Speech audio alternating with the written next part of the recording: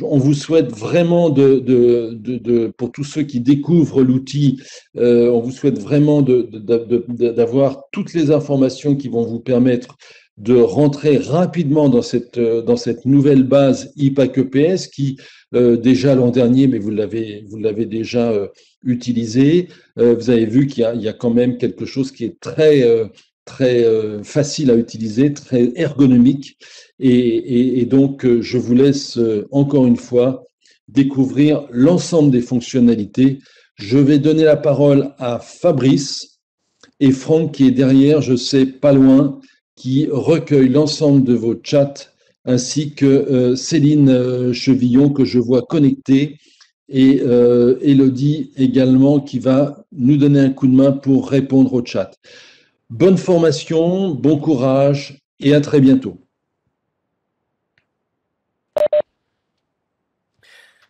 Bien, donc bonjour toutes et tous. Alors pour cette présentation, donc vous avez vu le planning, hein, on va ouvrir la visio jusqu'à midi. Le principe pour moi, ça va être de vous faire une première présentation. On va survoler un peu tous les écrans et toute la logique d'utilisation.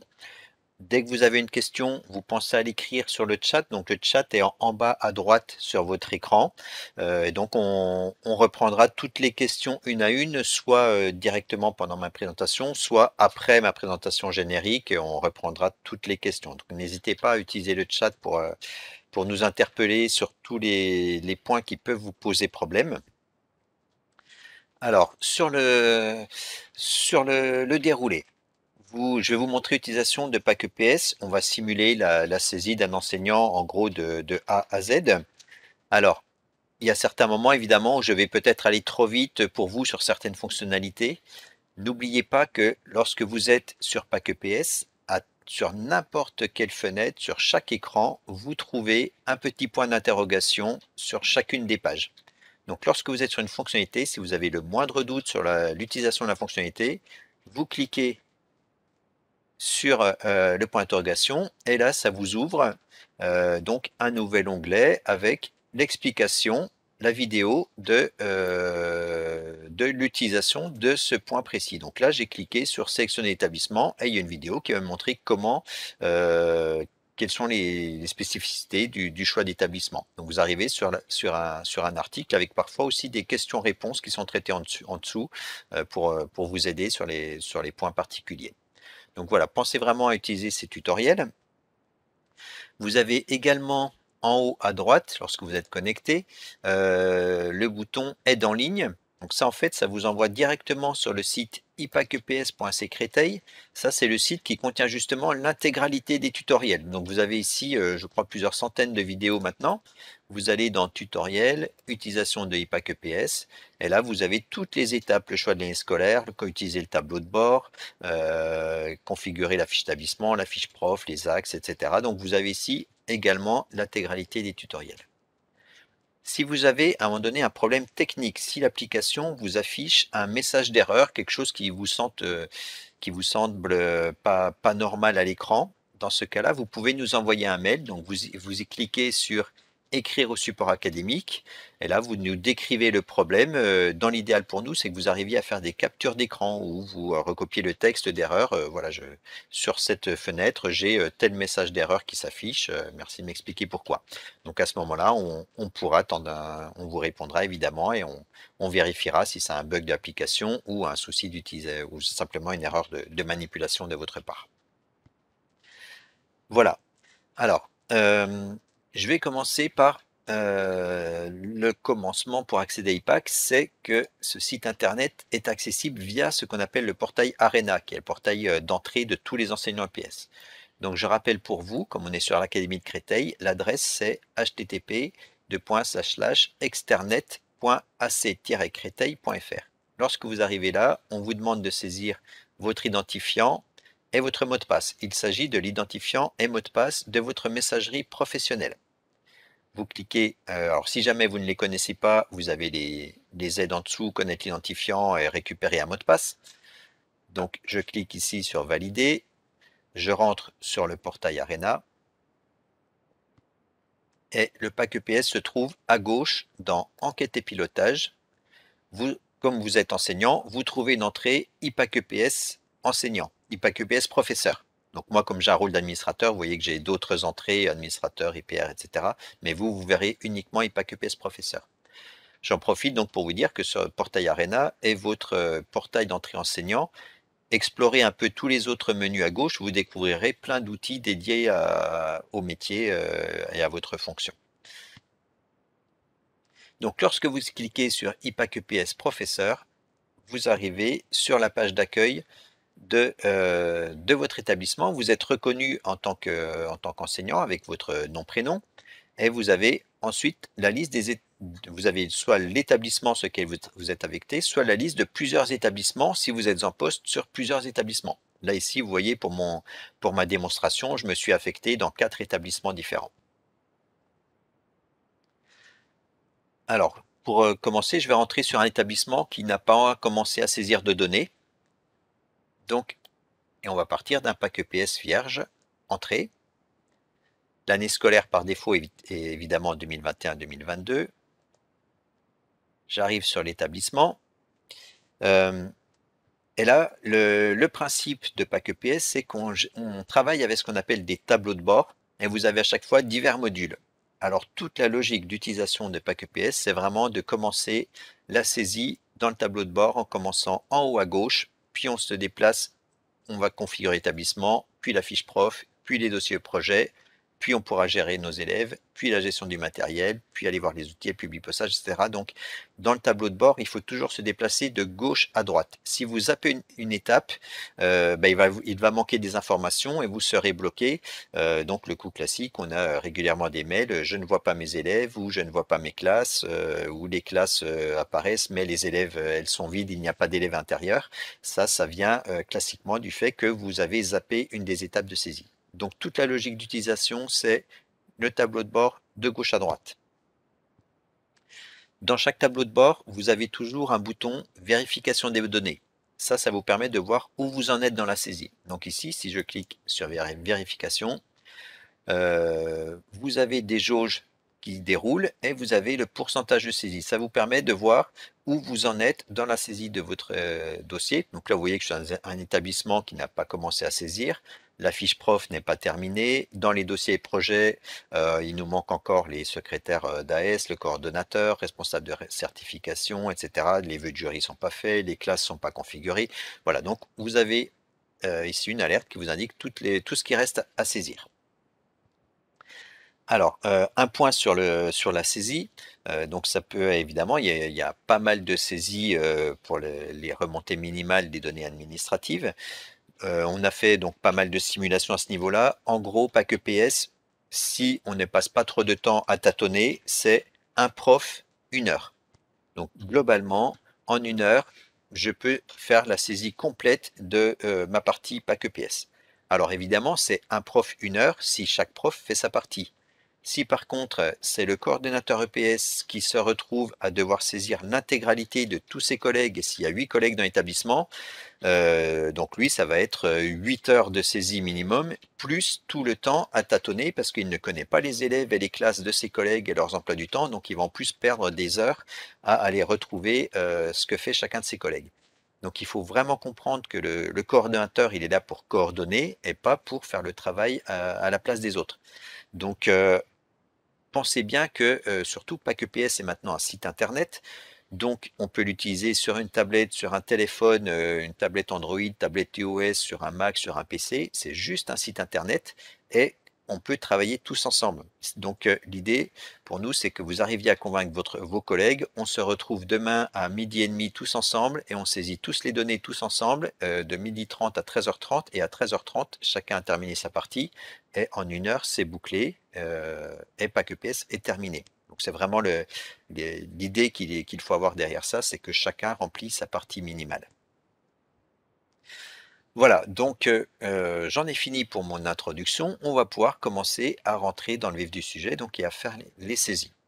Donc évidemment, comme j'ai dit tout à l'heure, sur chacune des étapes, n'oubliez pas de signaler sur le chat si vous avez des questions particulières et Franck Sacco et les copains du GRED vous répondront sur le chat ou m'alerteront pour que je fasse un stop et que je réexplique à l'écran certains points.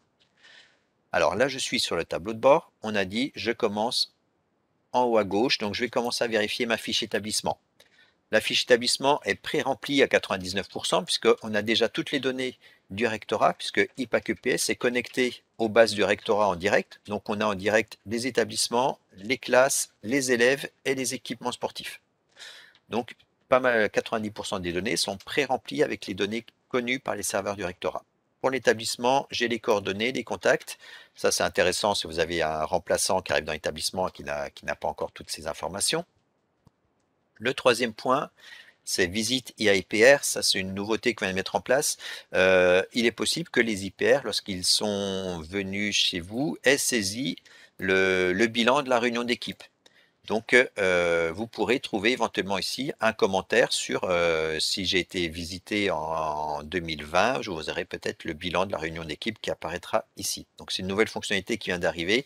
Donc, elle va être prise en main progressivement par les IPR. Ici, vous pouvez juste remplir la date de dernière visite d'un IPR dans l'établissement. Donc là, c'est du déclaratif simplement. Ça peut aider les inspecteurs à ensuite gérer leur visite dans les établissements. Au niveau de la configuration, donc là, il y a un point particulier.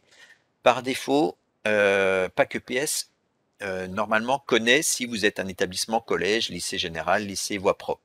Il peut y avoir des subtilités dans certains établissements dans lesquels, par exemple, c'est un collège, mais il y a peut-être une classe de 3e prépa pro, donc avec une classe qui aurait une formation professionnelle, par exemple.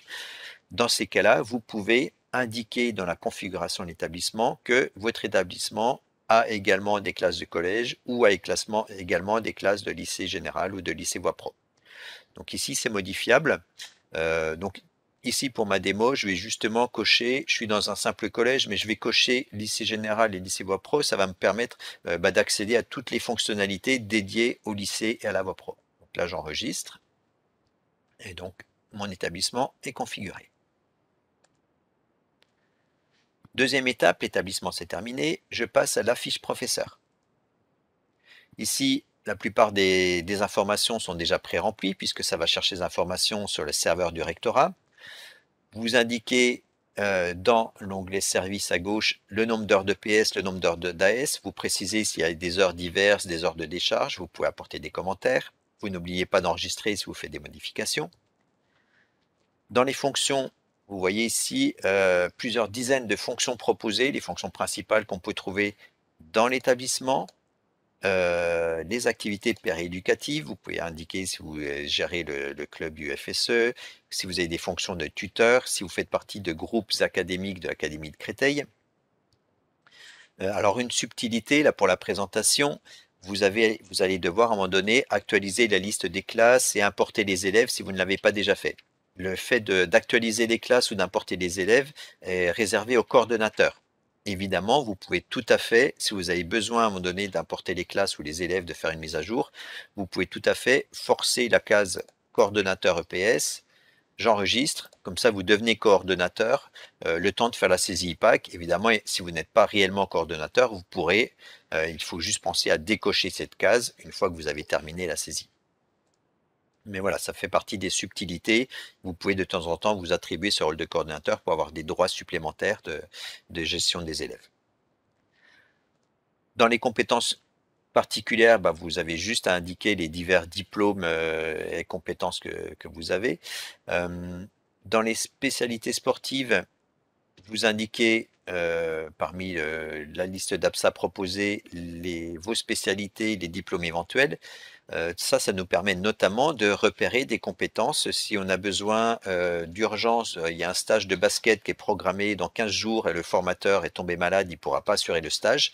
On utilise dans ces cas-là PAC-EPS pour repérer dans un secteur donné qui a des compétences en basket et avec le diplôme, on permet de voir le niveau de compétence et donc ça nous permet de solliciter des personnes ressources. Alors pour les vœux de jury, donc là vous savez que tous les enseignants sont amenés à être appelés à être jury pour les épreuves ponctuelles de fin d'année. Donc vous allez pouvoir indiquer vos préférences si vous désirez être jury sur alors, cette année, les épreuves ponctuelles seront seulement demi-fond, tennis de table et danse. Donc vous indiquez vos préférences sur l'APSA que vous désirez encadrer. Donc là, c'est pas une inscription officielle, hein, c'est juste vous indiquer des préférences et vous serez peut-être convoqué ensuite sur l'APSA que vous avez demandé. Vous pouvez indiquer ici si vous êtes disponible ou pas aux dates d'épreuve. Alors, on ne connaît pas aujourd'hui, le 21 septembre, on ne connaît pas encore les dates d'épreuve. Le SEC ne les a pas encore données, mais quand on les connaîtra, elles apparaîtront à cet endroit. Et vous pourrez indiquer si vous êtes disponible ou pas. Il est possible que vous soyez par exemple en stage à PPN à ce moment-là et que vous ne soyez pas dispo. Les vœux de formation.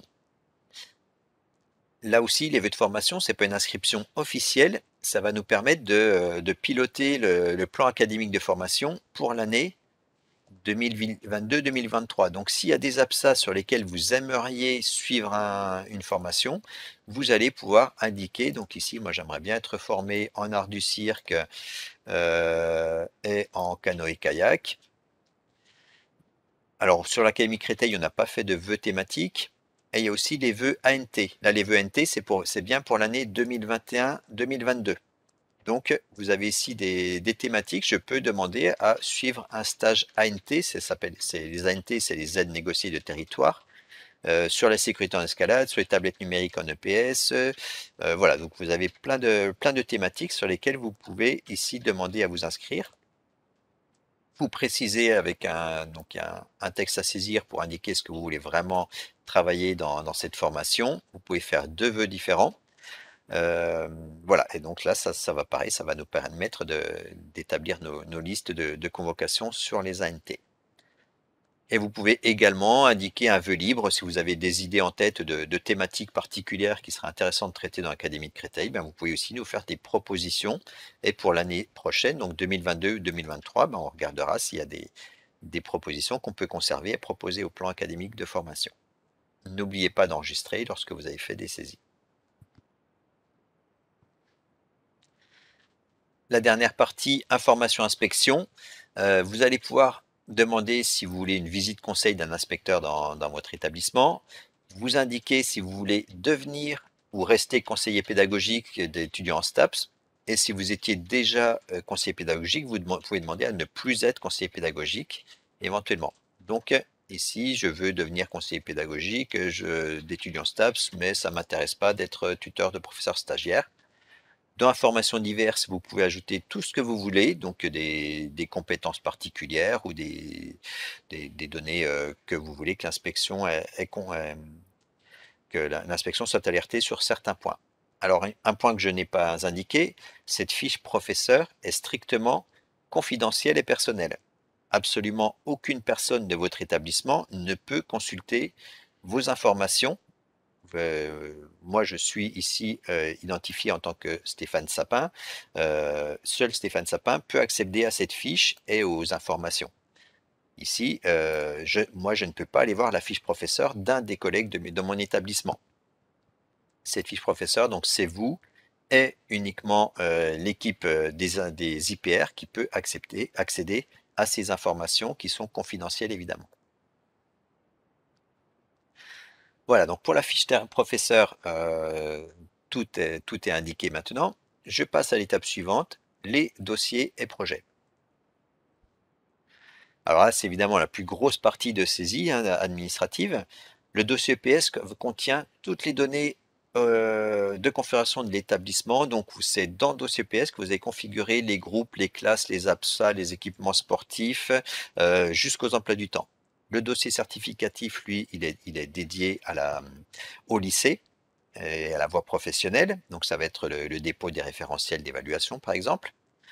Le dossier natation va vous permettre de gérer la SSN. C'est une nouveauté qui vient d'arriver cette année. Donc, vous allez pouvoir indiquer pour chacun des élèves qui a validé ou non la SSN et vous allez pouvoir éditer également tous les diplômes de vos élèves. Dossier section sportive scolaire, donc ça concerne ceux qui veulent une demande d'ouverture de section sportive et ceux qui ont déjà une section sportive, je le montrerai plus tard. Et enfin, le dossier équipement va vous permettre de répondre à l'enquête sur les équipements sportifs, enquête qui est essentielle notamment dans le 93, puisque toutes les dotations financières dans les établissements sont assurées par le conseil départemental du 93 qui utilise exclusivement les données saisies dans IPAC-UPS. Donc si vous oubliez de remplir l'enquête équipement, vous risquez de ne pas avoir les subventions que vous espériez pour vos équipements. Je vais commencer donc par dossier EPS. Je le rappelle aussi tout de suite, vous avez toujours le bouton vérification des données qui vous permet de voir où vous en êtes dans ce tableau de bord. Donc je vais dans dossier EPS. Vous avez dans dossier EPS un état de validation de votre dossier. Donc pour l'instant, vous voyez, je suis dossier en cours de saisie. Donc là, on m'indique que je n'ai pas terminé ma saisie. Lorsque j'aurai saisi l'intégralité des modules, donc depuis les axes des projets jusqu'à l'emploi du temps, lorsque j'aurai terminé tout ça, je pourrai soumettre mon dossier pour validation. Donc là, on va le faire tout de suite le test. Je clique sur vérification. Donc évidemment, on m'indique toute une série de données manquantes. Donc là, on m'indique que le dossier est largement incomplet. Vous voyez que j'ai à peine 20% de saisie déjà faite. Alors attention, ici, dossier incomplet ne veut pas dire que le dossier est refusé. Vous pouvez tout à fait, malgré les erreurs signalées, indiquer que le dossier est terminé. Donc là, je peux forcer, mon dossier est vraiment terminé. Alors, si jamais j'ai des alertes de c'est incomplet, vous pouvez tout à fait vous indiquer les commentaires pour expliquer si les alertes sont fausses. Donc, vous précisez ici les données. Voilà, donc le dossier n'est jamais refusé a priori. Vous pouvez tout à fait, je le répète, forcer la case oui pour dire je soumets pour validation. Et vous pensez à cliquer sur enregistrer. À ce moment-là, l'inspection pédagogique sera alertée et pourra donc analyser votre dossier et vous serez de même de votre côté alerté lorsque la commission aura validé ou non votre dossier. Voilà, donc je passe ensuite au tableau de bord. On va commencer par vérifier donc les axes des projets. C'est simplement, on vous demande de résumer en quelques phrases les axes du projet d'établissement, du projet d'EPS, du projet d'AS, et si vous avez une section sportive ou si vous voulez créer une section sportive, les axes de la section sportive.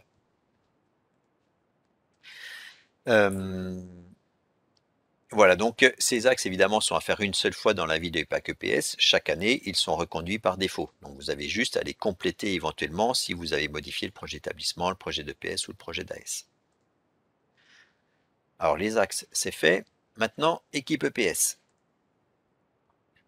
Alors attention ici, par défaut, dans équipe EPS, seuls les enseignants qui se sont connectés à EPAC EPS apparaissent ici. Donc c'est possible que votre liste d'enseignants soit incomplète. Vous pouvez forcer la mise à jour de la liste en cliquant sur le bouton « Actualiser ». Attention, il faut être coordonnateur pour avoir le droit d'actualiser. Comme je l'ai dit tout à l'heure, si vous avez un message que vous n'êtes pas coordonnateur, retournez simplement sur votre fiche professeur, vous indiquez que vous êtes coordonnateur et là, vous aurez accès au bouton « Actualiser ». Donc ici, j'ai la liste de mes enseignants et j'ai en bas une option pour les intervenants extérieurs. Les intervenants extérieurs, c'est simplement dédié pour ceux qui ont par exemple une section sportive scolaire et qui auraient un entraîneur de club qui intervient dans la section sportive scolaire. Donc pas que PS ne le connaît pas évidemment puisqu'il n'est pas sur les bases du rectorat. Donc vous allez pouvoir créer un nouvel intervenant. Je mets le nom de l'enseignant et j'indique son rôle dans l'établissement. Il a le droit d'être référent sur les équipements de protection individuelle, il a le droit d'être trésorier d'AS ou secrétaire d'AS, et il peut être aussi coordinateur de la section sportive scolaire. Vous pouvez mettre un commentaire pour préciser qui est cette personne, et vous cliquez sur « Ajouter ». Voilà, donc l'autre information, c'est au niveau des fiches enseignants, vous allez pouvoir indiquer qui est enseignant vraiment dans l'établissement et qui remplace qui. Il est possible qu'il y ait des enseignants affectés dans votre établissement, mais qui n'ont pas d'emploi du temps EPS. Donc, par exemple, si je prends cet enseignant, il est possible que cet enseignant soit en congé ou soit affecté sur un autre établissement et qu'il ait juste une affectation administrative chez vous. Vous pouvez indiquer s'il est en activité ou non. Si vous indiquez qu'il n'est pas en activité, dans ces cas-là, cet enseignant ne vous sera pas proposé dans la suite dans la liste des enseignants qui doivent encadrer des groupes de PS ou non. Voilà, et vous allez pouvoir indiquer éventuellement qu'un enseignant remplace un autre enseignant. Par exemple, si Stéphane est tombé malade et qu'il n'encadre plus PS et que c'est Julien qui est affecté pour remplacer Stéphane, je clique sur Julien remplace Stéphane. Ça va permettre d'éviter de demander à Julien de saisir l'intégralité de ses emplois du temps, etc., puisque l'application saura que Julien récupère les groupes et les emplois du temps de Stéphane.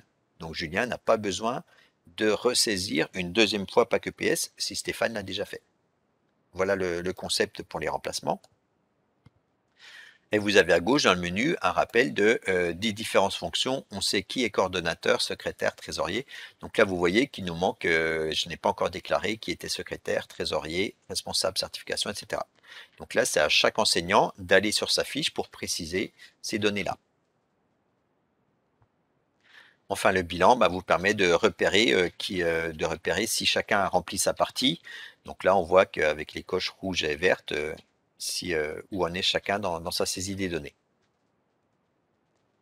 Voilà pour l'équipe EPS. Équipe EPS, c'est terminé. Alors là, on part sur une partie délicate, la configuration des classes. La première fois que vous arrivez, le premier enseignant qui se connecte là-dessus aura une liste de classes vide, puisqu'il faut commencer par actualiser la liste des classes au 1er septembre. Je clique sur actualiser.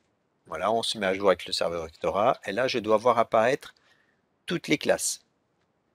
Alors, j'ai déjà vu sur le chat, certains collègues nous annoncent qu'il manque une classe ici sur cette fenêtre.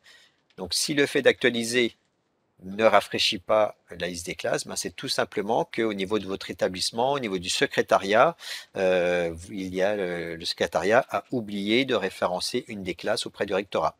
Là, c'est demander à votre secrétariat de compléter ces données qui ont été oubliées et sous 24 ou 48 heures, normalement, si vous actualisez à nouveau la liste des classes, ça devrait apparaître. Donc ici, pour la configuration des classes, c'est à faire une seule fois dans la vie de Pâques. La première 1, on sait que c'est une première générale technologique. En 2022-2023, ça sera toujours une première générale techno.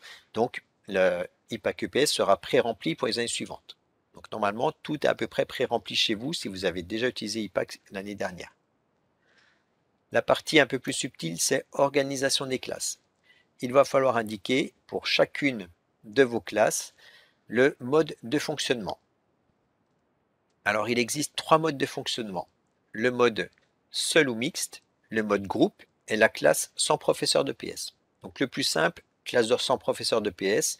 Par exemple, des classes post-bac, si vous êtes en lycée, les élèves sont dans le lycée, mais ils n'ont pas de PS. Donc, vous cochez classe sans professeur de PS, l'application les oubliera.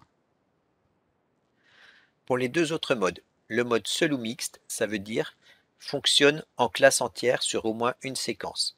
Donc ici, la classe de première 1, il y a toute la classe de première 1 qui est toute seule avec Pierre Moret au moins une fois dans la semaine. Donc je coche seul ou mixte. Si jamais la classe de première 1 est avec Pierre le lundi et que le mardi elle est mélangée à d'autres classes, dans ces cas-là, on garde quand même seul ou mixte. Il y a un moment donné dans la semaine où elle est toujours avec lui. Le mode groupe, ça c'est quand la classe est mélangée à d'autres élèves. La classe de première 1, ils ne sont jamais tous ensemble. Il y en a une partie qui est avec les premières 2, une autre partie avec les premières 3. C'est le coup classique en lycée quand on travaille sous forme de classe alignée avec des menus.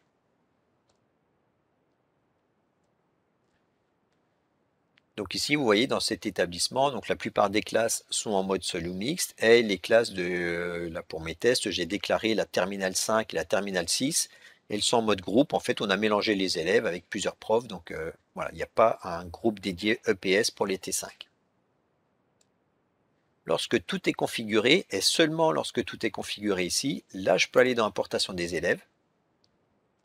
Et je clique sur Importer. Là aussi, il faut être coordonnateur pour avoir le droit d'importer les élèves. Voilà, donc la importation effectuée, l'application allait chercher la liste des élèves sur le serveur du rectorat et toutes mes classes sont maintenant remplies. Tous mes élèves sont dans chaque classe. Alors évidemment, si à un moment donné d'application, vous voyez que vous avez une classe qui semble vide, vous ne voyez pas apparaître les élèves, C'est tout simplement que vous avez oublié de cliquer sur importer ici ou que vous n'avez pas fini de configurer la classe.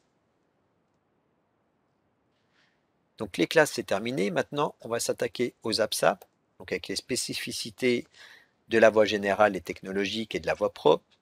Donc vous avez deux entrées différentes entre voie professionnelle ou voie générale et technologique, tout simplement parce qu'en voie générale et technologique, vous avez sur la gauche une liste nationale, une liste académique et une liste prédéfinie. Donc ça, ce sont les textes. Il y a des listes nationales officielles, il y a une liste académique. Et par contre, si je vais en voie professionnelle, là, il n'y a pas de liste nationale. Donc, on vous propose juste une liste prédéfinie, une cinquantaine d'APSA couramment utilisés en EPS. Le fonctionnement est strictement identique ensuite dans la logique d'utilisation. Je suis dans l'établissement. À droite, vous avez la liste des activités qui sont pratiquées cette année ou qui étaient pratiquées les années précédentes. Donc ça, c'est l'historique en gros des APSA dans l'établissement. Si je pratique une nouvelle activité cette année, par exemple, cette année, on pratique également la course d'orientation. Je clique sur course en orientation. L'application repère que c'est un établissement qui a de la voie générale et de la voie pro. Hop. Et donc, en course d'orientation, je recommence. Ah, j'ai un petit bug d'affichage. La course d'orientation fait partie de la liste nationale de voie générale technologique, donc elle est déjà en CA2, et par défaut, l'application nous dit que c'est une APSA, ça sera une APSA certificative. Alors, si vous ne pratiquez la course d'orientation que en lycée, en seconde ou en seconde et première, et que vous ne l'évaluez pas en classe de terminale, il faut décocher la case certificative. Idem pour le bac pro, idem pour le CAP. Si vous décochez la case certificative, l'application estimera que les élèves ne sont pas évalués.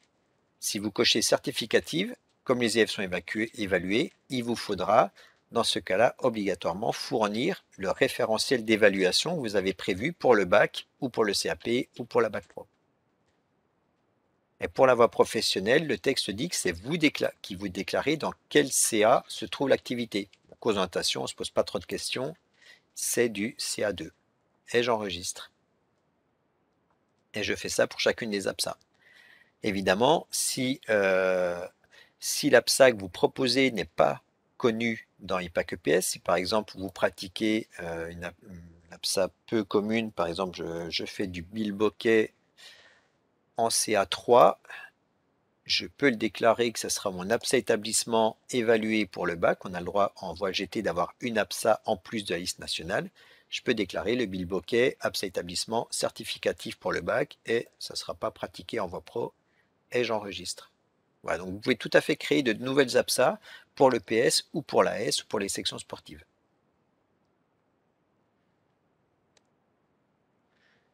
Je reviens sur mon tableau de bord. Les APSA, c'est fait. Les classes, c'est fait. Je passe aux périodes. Alors, sur les périodes, ici, l'idée, c'est de faire un raccourci pour vous, puisque quand vous allez faire vos emplois du temps, pour chacun des créneaux, l'idée, c'est de vous éviter d'avoir à saisir pour chaque créneau la date de début et la date de fin de la séquence d'apprentissage. Donc, vous créez ici librement vos séquences. Donc là, vous voyez que cet établissement travaille sur 4 séquences du 6 septembre au 12 novembre, du 15 novembre au 21 janvier, etc. Attention, un point important, pensez toujours à créer une période année. Ici, c'est du 6 septembre au 24 juin. La période année va vous permettre de déclarer les séquences d'apprentissage sur l'association sportive. Si je fais une AS basket, je pratique le basket du 1er septembre au 1er juillet. D'accord? Donc ça vous évitera de créer X fois la même séquence pour diverses périodes dans l'année. Donc pensez vraiment à créer cette période année. Donc pour créer une nouvelle période, c'est tout simple. Je peux me créer une période trimestre si j'ai des classes qui sont en trimestre. Je fais une date de début au 1er septembre, une date de fin qui termine au 27 novembre. J'ajoute, voilà, donc c'est juste la sélection de dates. Ça se fait en 3 clics. Quand mes périodes sont faites, je peux passer à ma configuration des groupes.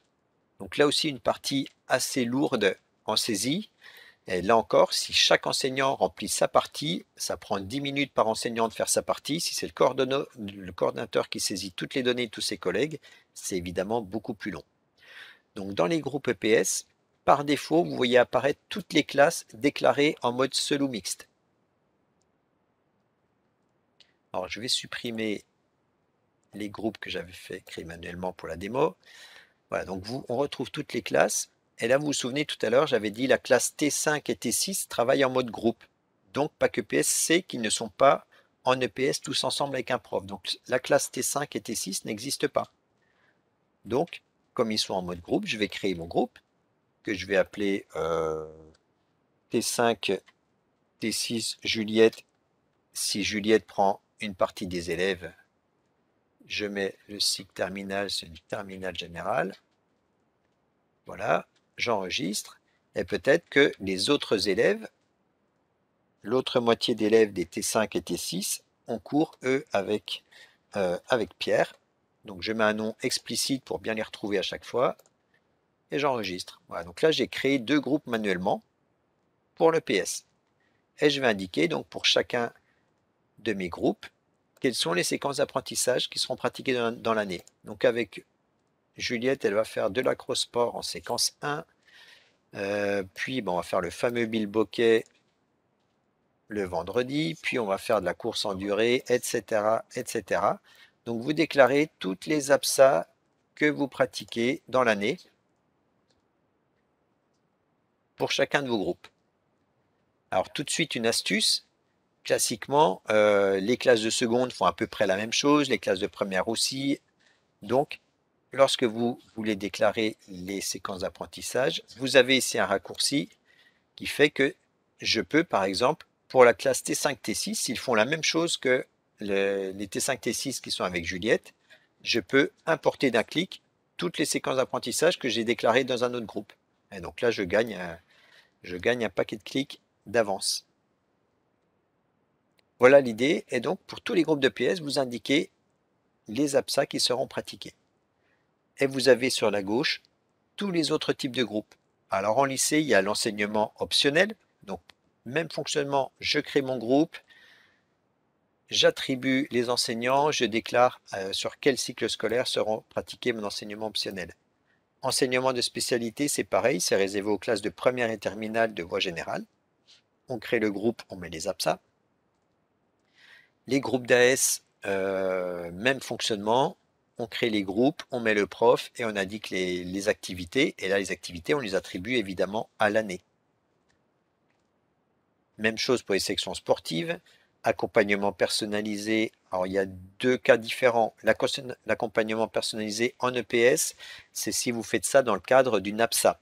Donc, si vous créez un groupe accompagnement personnalisé EPS, on va vous demander quel est l'APSA support. L'accompagnement personnalisé hors EPS, c'est sans APSA support.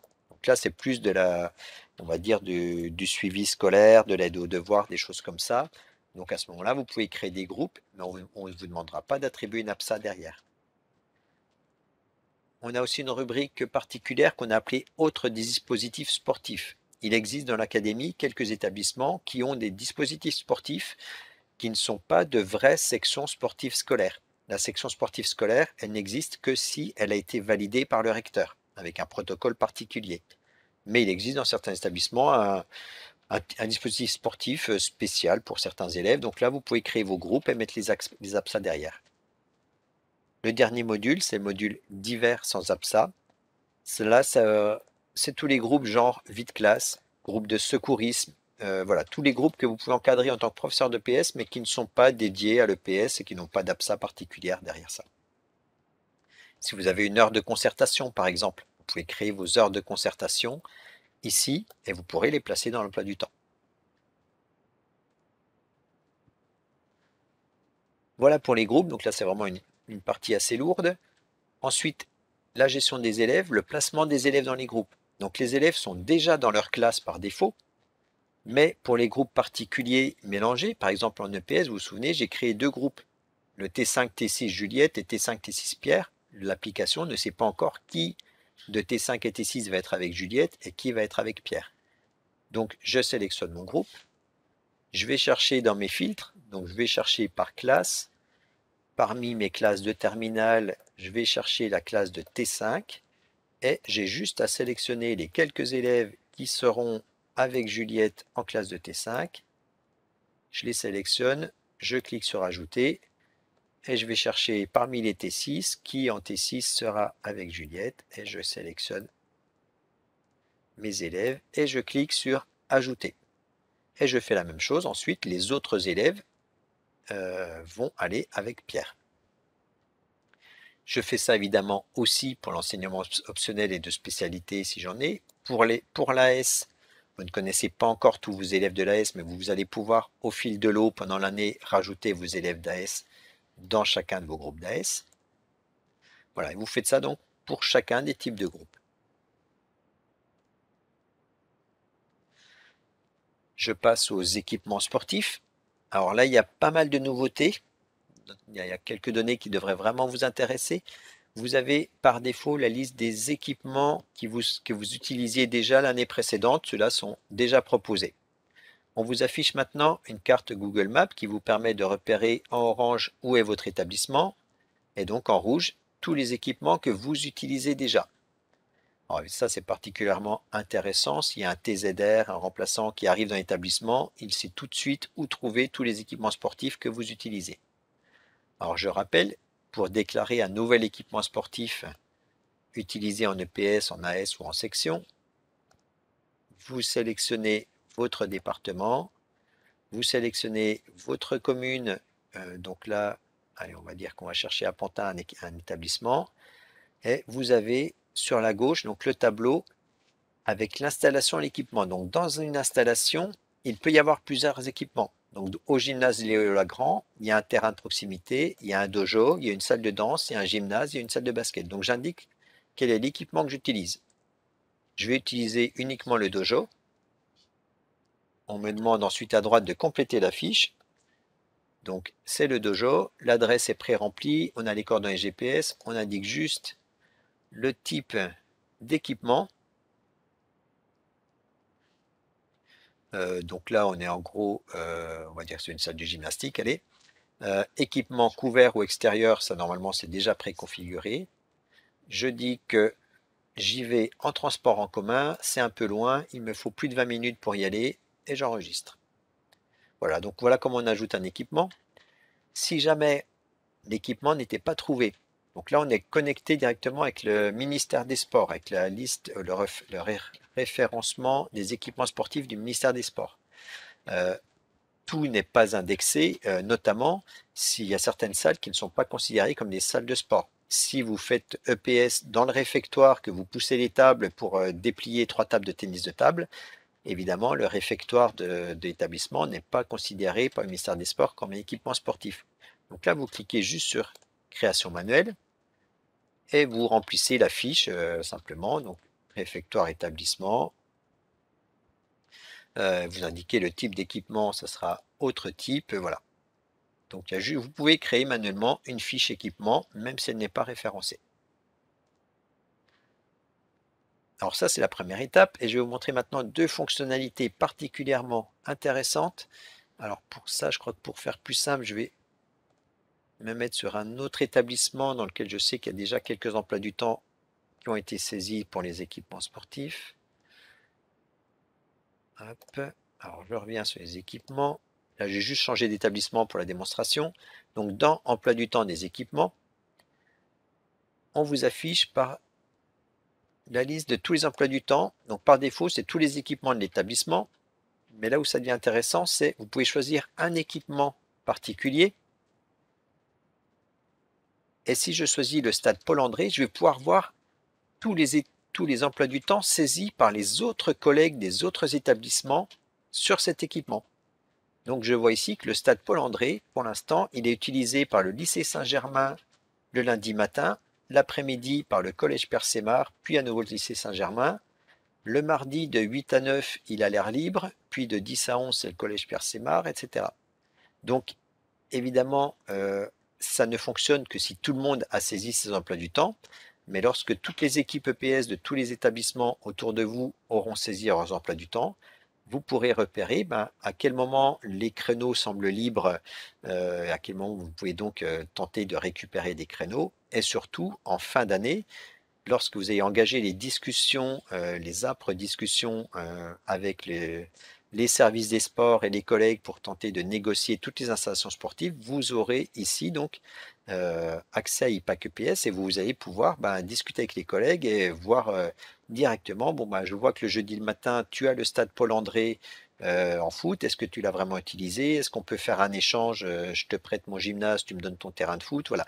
Donc, grâce à ça, vous allez vraiment pouvoir engager les discussions pour négocier en toute transparence vos échanges vos partages d'installations sportives.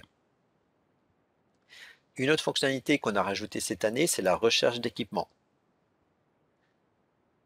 Alors, la recherche d'équipement, par défaut, vous affiche tous les équipements sportifs trouvés dans un rayon de 1 km autour de l'établissement. Donc autour du collège Pierre-Sémard, j'ai très exactement 50 équipements trouvés. Donc vous les voyez ici sur la carte. Donc j'ai le plateau EPS, j'ai le gymnase Laura Flessel, j'ai une salle de PS au collège Saint-Germain, j'ai des cours de tennis, voilà. Donc vous allez peut-être pouvoir découvrir des équipements que vous ne connaissiez pas dans un rayon autour de votre établissement. Et vous allez pouvoir évidemment affiner tous les filtres. Je peux changer le rayon pour aller prospecter un peu plus loin si mon établissement est dans la campagne. Et surtout, une autre fonctionnalité, même si je suis enseignant de Strasbourg ou Besançon, je viens faire un stage à PPN en Seine-et-Marne, et n'importe qui peut aller faire des recherches sur toute la France et même dans les dom-toms sur des recherches d'équipement. Donc par exemple, moi je veux faire de l'escalade en extérieur, j'ai un stage à PPN et on m'a dit qu'il y avait une ville pas mal, ça s'appelle Fontainebleau en Seine-et-Marne. Il paraît qu'on peut faire de l'escalade autour de Fontainebleau, mais j'y connais rien, moi je suis pas du coin. Donc je cherche Fontainebleau. Allez, on va prendre un périmètre de 10 km. Et voilà, l'application me trouve tout de suite 30 équipements d'escalade en extérieur autour du centre-ville de Fontainebleau. Et donc je trouve aussi bien des parcours d'acrobranche, parcours à prototype en hauteur, et des sites d'escalade. Donc site de l'Apremont, site de Franchard, site de Malesherbes, donc ceux qui connaissent un peu les reconnaîtront vite. Et ce qui est intéressant, c'est que le site d'escalade de l'Apremont, même si je n'y suis jamais allé, je le cherche dans le tableau ici en haut de l'écran. J'ai les coordonnées GPS latitude longitude, je saisis ça dans mon GPS et je peux me rendre sur place au milieu de la forêt, je serai guidé pour aller trouver où se trouvent très exactement les roches de bloc du site d'escalade de l'Apremont. Et donc la recherche s'effectue pas seulement autour de vous, vous pouvez aller chercher dans les autres départements, même dans les dom-toms, même à Saint-Pierre-et-Miquelon, vous pouvez aller faire un stage à PPN à Saint-Pierre-et-Miquelon et prévoir d'avance vos sorties escalade là-bas. Voilà pour les équipements sportifs. Et l'étape suivante, c'est les emplois du temps. Et là, c'est la dernière étape administrative obligatoire du dossier EPS. Alors, la saisie des emplois du temps, là, c'est pareil. Si vous ne voulez pas perdre trop de temps, déjà, invitez chacun de vos collègues à saisir son emploi du temps. Et surtout, suivez le tutoriel ici à gauche pour bien comprendre la logique de fonctionnement, qui est différente de la logique de fonctionnement sur laquelle vous aviez l'habitude de remplir vos données dans collège EPS ou dans lycée EPS. Ici, on est sur un mode agenda. Donc là, je n'affiche que la semaine du 20 septembre au 27 septembre. Et je navigue avec les flèches pour aller voir ce qui se passe 27 septembre, octobre, etc. Donc ici, si j'affiche toute l'équipe, je vois ce qui se pratique en octobre, je vois ce qui se pratique en novembre, en décembre, et vous voyez qu'à chaque trimestre, les activités évoluent.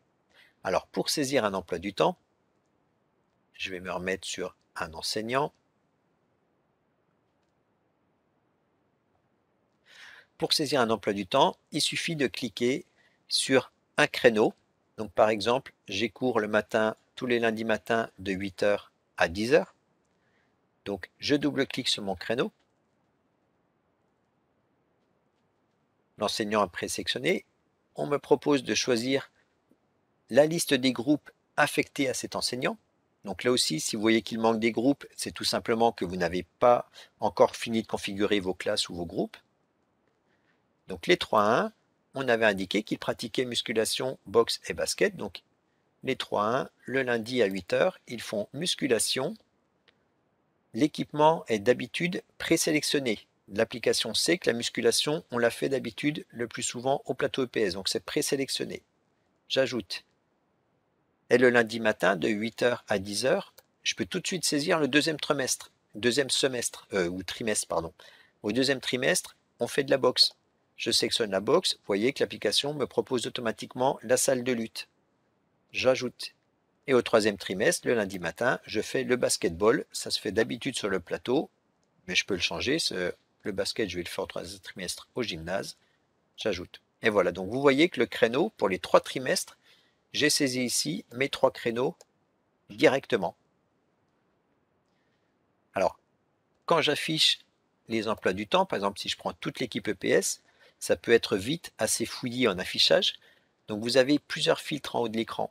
Vous allez pouvoir demander de n'afficher, par exemple, si j'affiche toute l'équipe, je veux juste afficher le prof. Donc, je vois qui travaille, quel jour et à quelle heure. Je peux changer également les couleurs et afficher par type de groupe. Ça permet de voir d'une couleur tous les enseignants font de l'EPS toute la semaine et on a aussi des enseignants qui font de l'AS tous les jours à midi plus le mercredi après-midi. Voilà, donc vous pouvez grâce aux couleurs filtrer un peu et on a également une troisième couleur ici en rose, c'est un autre dispositif sportif, donc c'est un établissement qui a mis en place un autre type de groupe, peut-être de la natation non-nageur, peut-être des choses comme ça. Voilà pour les saisies d'emploi du temps. Alors, je ne sais pas si dans le chat, on a la classique question sur les semaines A et B. Je vais le traiter quand même rapidement. Admettons que ici, Monsieur Sapin, hop, il travaille une semaine, il travaille en semaine A et semaine B. Et donc, il a les 3e 1 en semaine A et les 3e B, les 3e 2 en semaine B. Alors, pour faire apparaître ça, ici, on va faire ça le mardi matin, par exemple. Le mardi matin, on avait dit, j'ai mes 3e 1 en musculation, mais il travaille une semaine sur 2. Donc, je fais répéter toutes les 2 semaines. Et là, l'application me dit de vérifier la date de début. Alors, s'ils sont en semaine A, on va dire que les semaines A commencent le 1er septembre. Donc, je sélectionne 1er septembre. Et comme c'est toutes les 2 semaines, il va faire un cours qui commence le 1er septembre, puis ça sera la semaine du 15 septembre, puis après le 30 septembre, etc. Là, j'ai une semaine sur 2. J'ajoute, je ferme, et donc là, vous allez voir que, hop, si je vais revenir au 1er septembre, voilà, donc j'ai un cours qui est prévu, la semaine d'après, j'ai plus cours, puis j'ai semaine A, semaine B, semaine A, semaine B. Et donc, quand je veux ajouter mon autre cours pour la semaine B, je me remets sur le même créneau. Et donc là, je fais clic droit et je veux créer un nouveau créneau au même moment. Alors, il aura, on va dire, les 3e 5 en athlétisme, mais eux, ils ne commencent pas le 1er septembre, mais ils commencent le 8 septembre. Et j'ajoute. J'ai oublié de cliquer une semaine sur 2, pardon. Donc, une semaine toutes les 2 semaines, le 8 septembre. Ajouter. Je ferme. Et donc là, si je fais, hop, vous allez, voilà, je passe de 3e 5 en athlétisme, la semaine d'après 3e 1 muscu, puis 3e 5 athlétisme, etc. C'est comme ça qu'on gère les semaines A et B. Donc là, évidemment, je vous invite vraiment à aller retourner sur le tutoriel vidéo pour bien prendre en main cette subtilité semaine A, semaine B. Alors, les 2 autres menus sont très importants également. À gauche, vous avez édition des créneaux. Ça vous affiche sous forme de tableau tous les créneaux déjà saisis. Ça va vous permettre de très rapidement effacer des erreurs de saisie. Vous voyez que les 3e 1, là je me suis trompé, j'ai mis 3 fois les 3e 1 en musculation, parce que bon, bah, c'était pour mes tests. Donc je peux rapidement supprimer des créneaux que j'aurais saisi en doublon. Vous pouvez avoir des alertes aussi.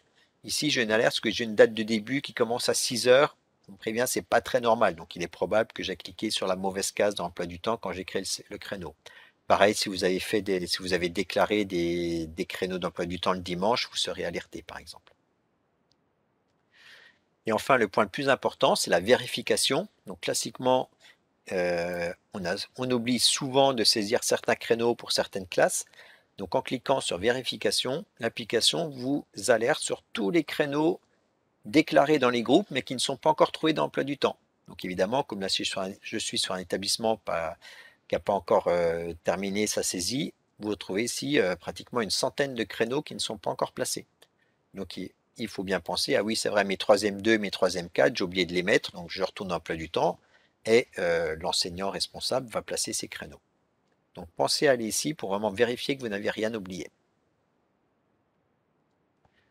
C'est bon le chat?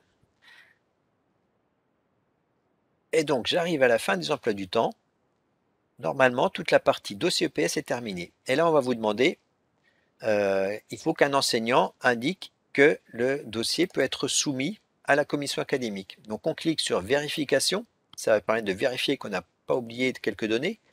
Alors évidemment, là, comme je suis sur un dossier de test, vous voyez qu'il y a certains enseignants qui n'ont pas encore rempli leurs heures. On a oublié de dire qui était secrétaire d'AS.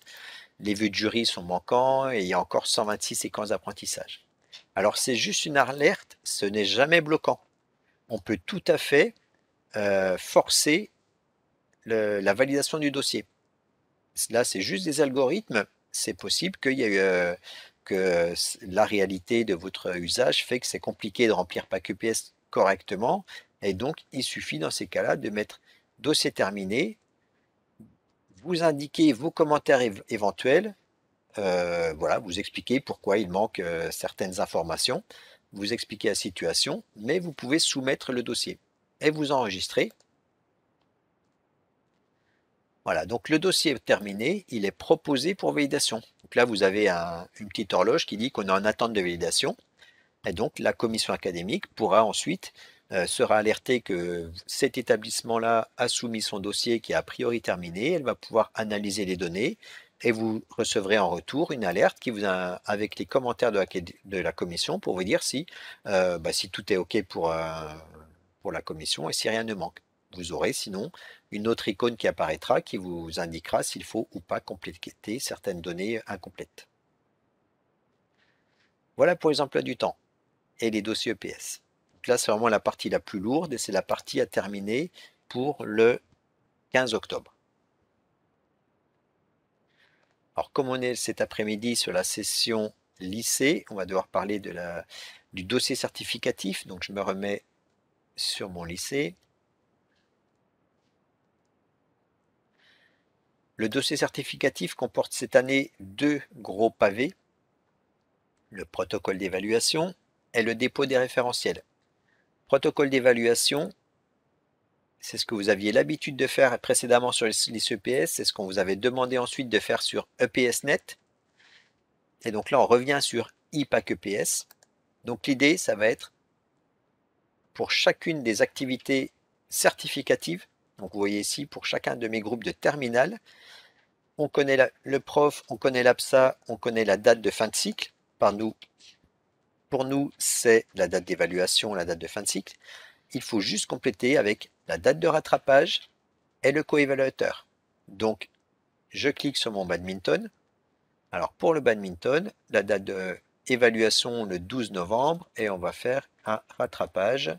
Un rattrapage le 17 décembre.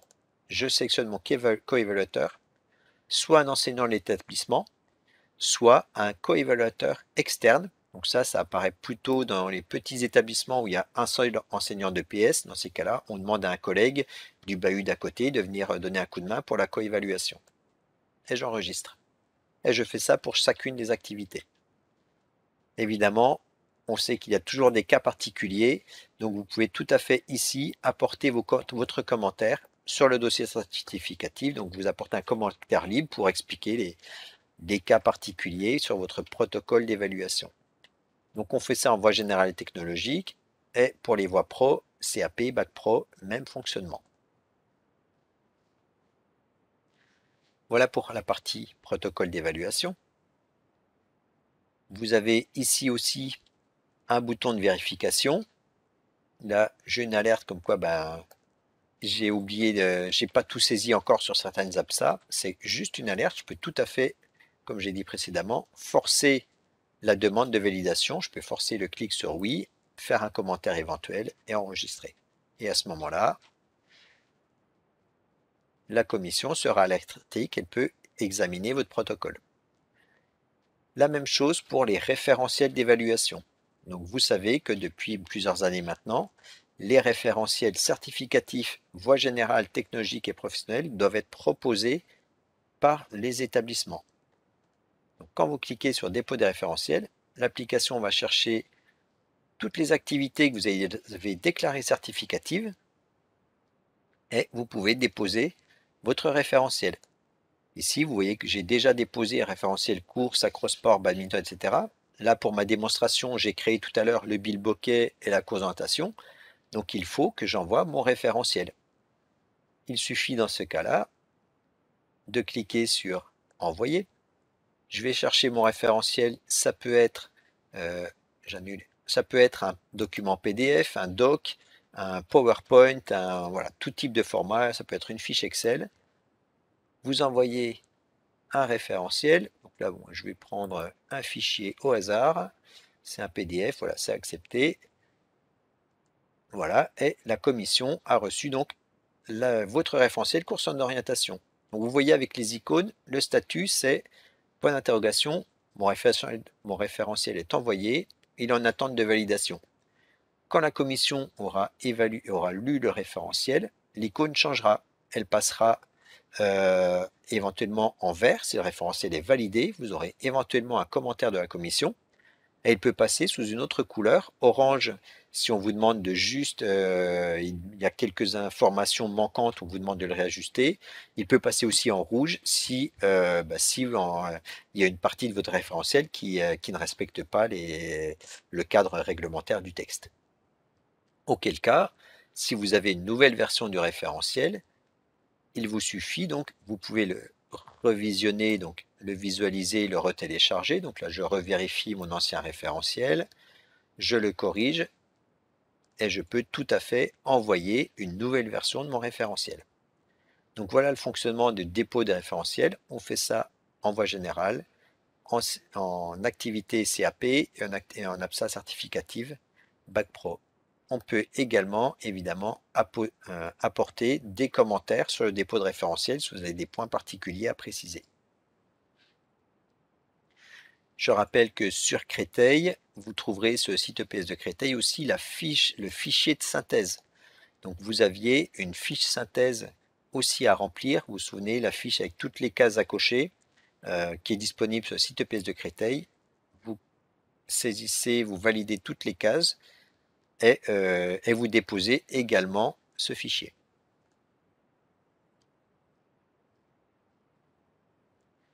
Voilà pour le dépôt des référentiels et voilà pour le dossier certificatif. Donc ça fait partie des données qu'on va demander obligatoirement cette année pour les lycées et voies professionnelles. Pareil pour les référentiels, on peut faire une vérification et indiquer qu'on a terminé l'envoi des référentiels et de soumettre les référentiels pour validation.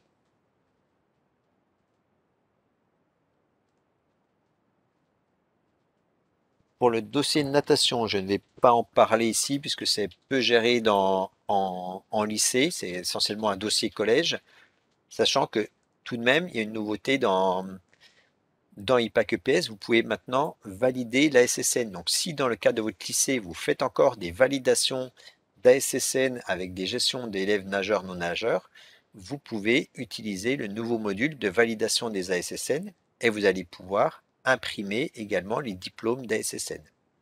Là, je vous invite à visualiser les tutoriels, mais je ne vais pas passer plus de temps dessus puisque globalement, c'est peu traité en lycée. Je passe au dossier suivant, le dossier section sportive. Alors, vous avez trois options. Si vous n'avez pas encore d'option, mais que vous voulez en ouvrir une pour l'année scolaire 2022-2023, c'est maintenant qu'il faut faire la demande d'ouverture. Je fais une demande d'ouverture, je veux faire une section en course d'orientation, je crée ma section, enfin je crée ma demande, et là c'est juste des cases à cocher par rapport aux axes. Voilà, donc c'est un dossier très simple, vous indiquez les effectifs prévus, qui sera coordonnateur, qui va encadrer. S'il y a une convention avec le club, vous déposez votre convention. Voilà, donc un dossier très simple à remplir et à faire. Je crois que pour les dépôts des sections, c'est avant avant fin novembre, je crois. Et si vous avez déjà une section sportive scolaire, on vous demande chaque année, en début d'année, de saisir le projet de section en début d'année. Et en fin d'année, au mois de mai-juin, on vous demandera de saisir le bilan.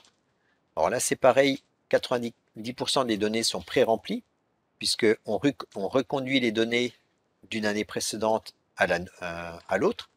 Donc pour le projet, on reprend tout ce qui est saisi en 2020-2021, vous avez juste à ajuster. Et le bilan de section est encore plus simple, puisque ça reprend 100% des données du projet, et pour le bilan, on va juste vous demander de rajouter les résultats sportifs de l'année. Ça va très vite également.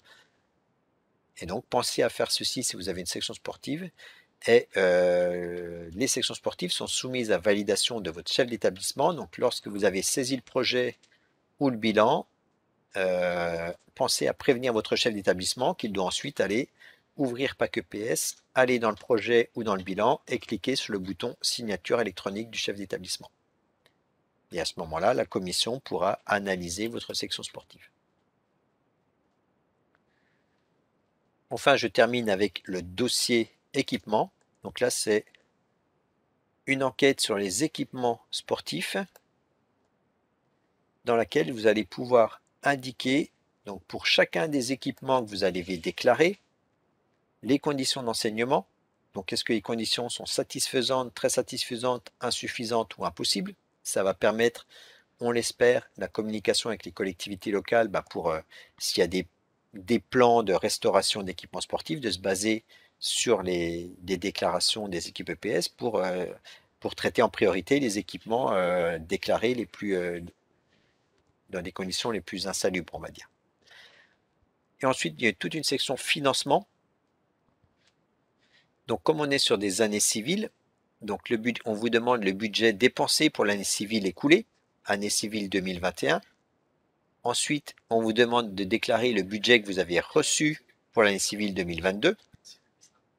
Et on vous demande ensuite de déclarer quel est le budget dont vous avez besoin pour l'année civile 2023, pour chacun des équipements, si vous avez des coûts de location, des coûts de déplacement en EPS ou en AS. Voilà, donc là, c'est une enquête importante à saisir, notamment dans le 93, puisque toutes les dotations du conseil départemental du 93, pour les collèges notamment, sont basées à partir des déclarations de IPAC EPS.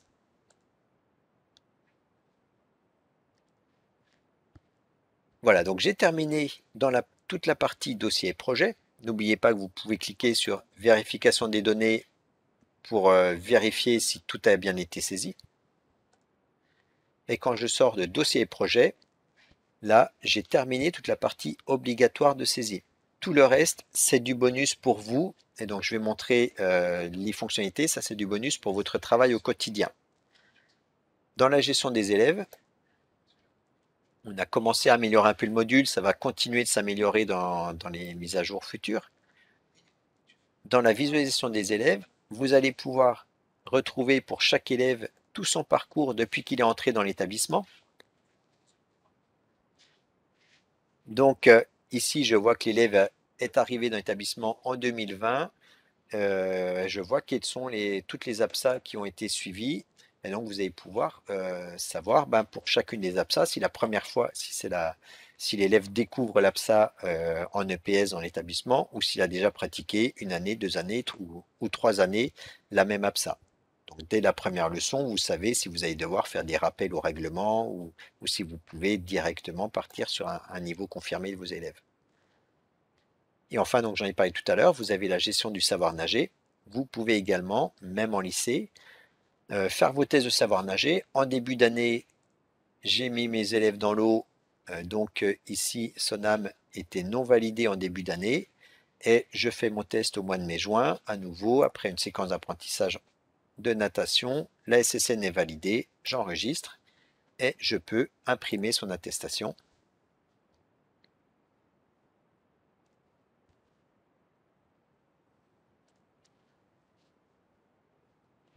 Et donc voilà, vous avez l'attestation scolaire de savoir nager en 2 pages, donc à imprimer en recto verso. Vous n'avez plus qu'à signer, c'est au nom de l'élève. Et vous pouvez faire ça pour chacun de vos élèves de l'établissement.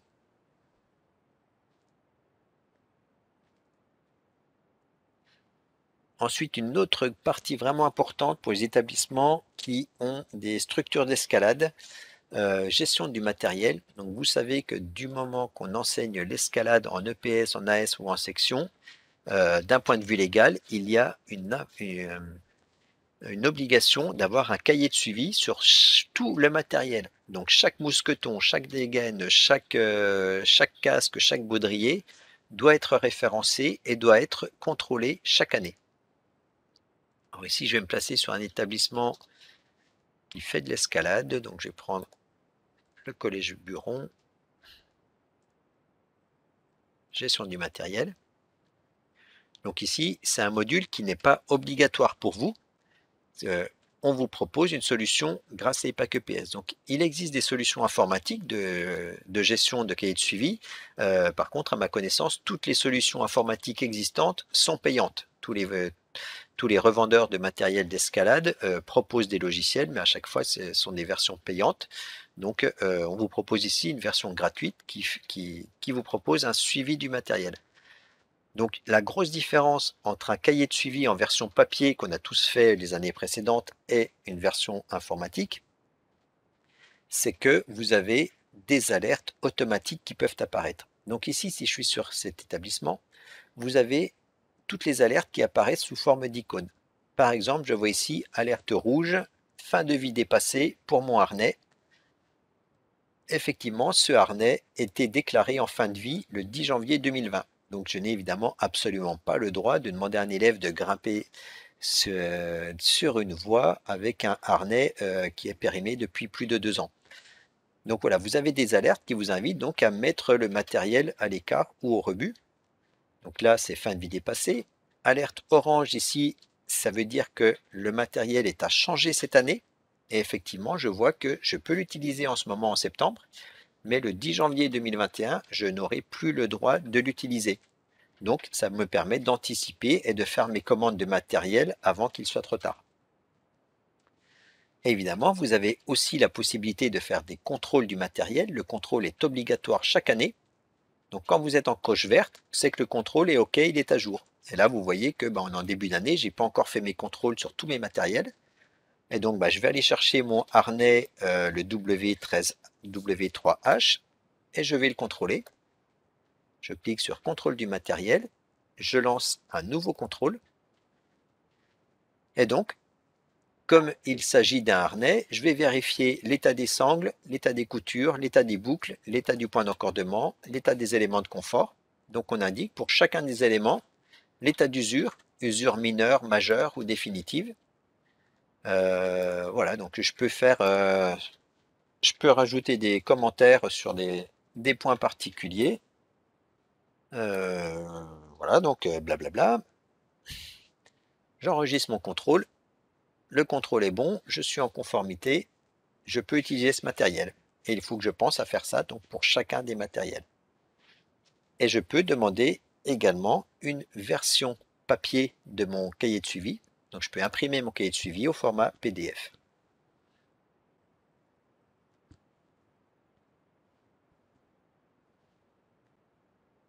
J'enregistre ma version papier. Et voilà, vous voyez ici, cahier de suivi du collège Robert Buron. Donc pour mes cordes, voilà chacune des cordes. Donc la corde B01F 30 95 15, elle a été contrôlée en 2018, en 2019, en 2021. Je vois l'état d'usure de la corde, état de la gaine, les zones pelucheuses, etc. Les harnais, c'est pareil, je contrôle chacun de mes harnais, je vois les dates de contrôle. Et donc, je peux aussi donc imprimer mon cahier de suivi et le gérer en format papier à partir de cet écran.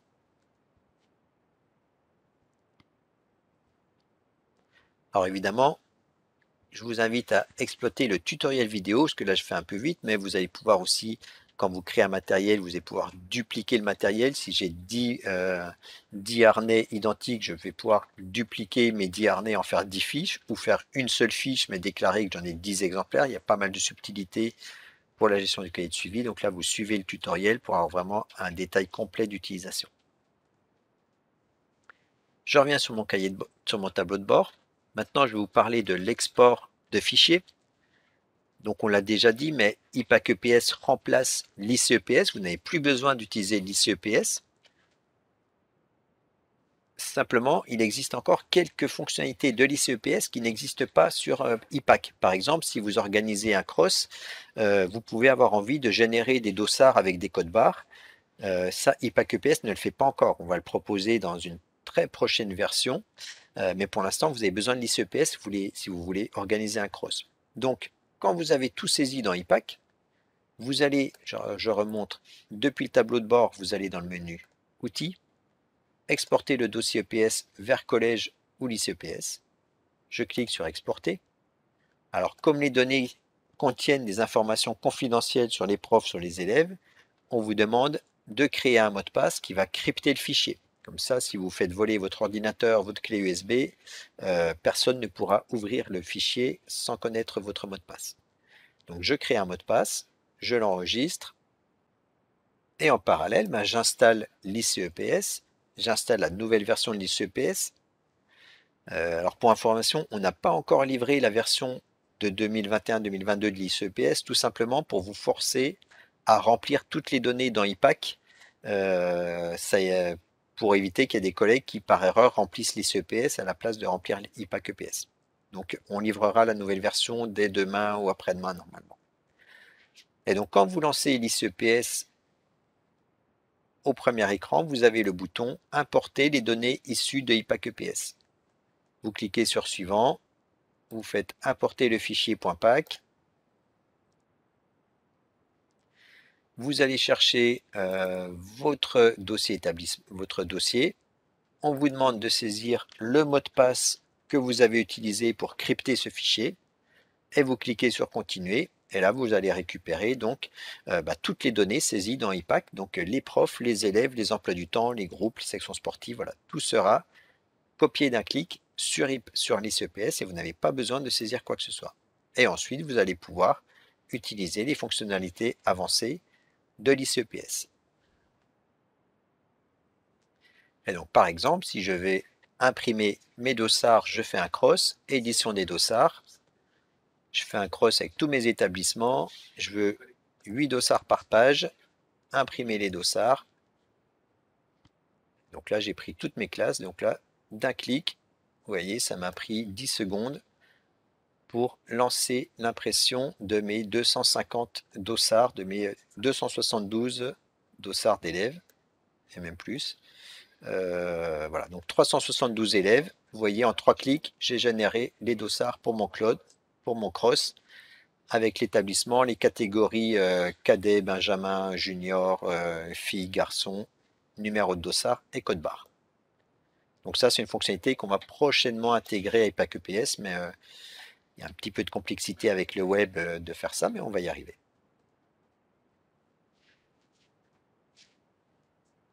Voilà, donc on peut exporter les données sur collège ou lycée. Et autre fonctionnalité importante, pour ceux qui utilisent IDOCO sur iOS, ceux qui utilisent Aditio sur Android, donc si vous gérez vos élèves avec les applications Android ou iOS sur vos tablettes ou vos téléphones, vous pouvez tout à fait, depuis IPAC-EPS, transférer d'un clic tous les élèves de toutes vos classes sur ces logiciels.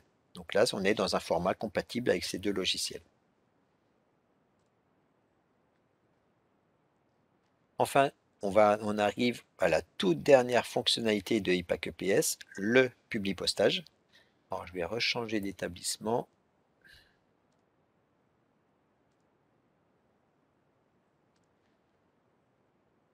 Publipostage. Donc ça vient d'arriver. Donc l'idée du publipostage, c'est de créer des documents modèles qui ensuite seront personnalisés pour chacun de vos élèves. Alors, vous trouverez sur votre interface déjà 2 documents pré-remplis, 2 documents modèles, une autorisation de droit à l'image, donc si vous filmez ou photographiez vos élèves, une autorisation de déplacement. Ça, c'est juste pour vous montrer la logique de saisie des données. Donc, on va aller voir l'autorisation de déplacement. Je visualise. Donc, vous avez en haut la structure. On sera en impression portrait. Il y aura l'entête d'établissement. Je veux 2 documents par page, puisque comme le texte est très court, pour ne pas gaspiller de papier, je peux imprimer plusieurs documents par page. On saisit le texte, je sous-signé agissant en qualité de représentant légal, ça c'est classique. Et derrière, plutôt que de saisir à la main le nom et le prénom de chaque élève, on met des balises. Élève prénom, élève nom, de la classe de élève classe. J'autorise le prénom, le nom à participer à l'événement, etc. Donc ça, c'est un document modèle. Et donc, lorsque mon document est créé, je veux le publier, donc le distribuer à mes élèves. Donc, mon autorisation de déplacement, je vais faire une sortie avec mes sixièmes 1 pour tous mes élèves. Je veux générer mon public postage.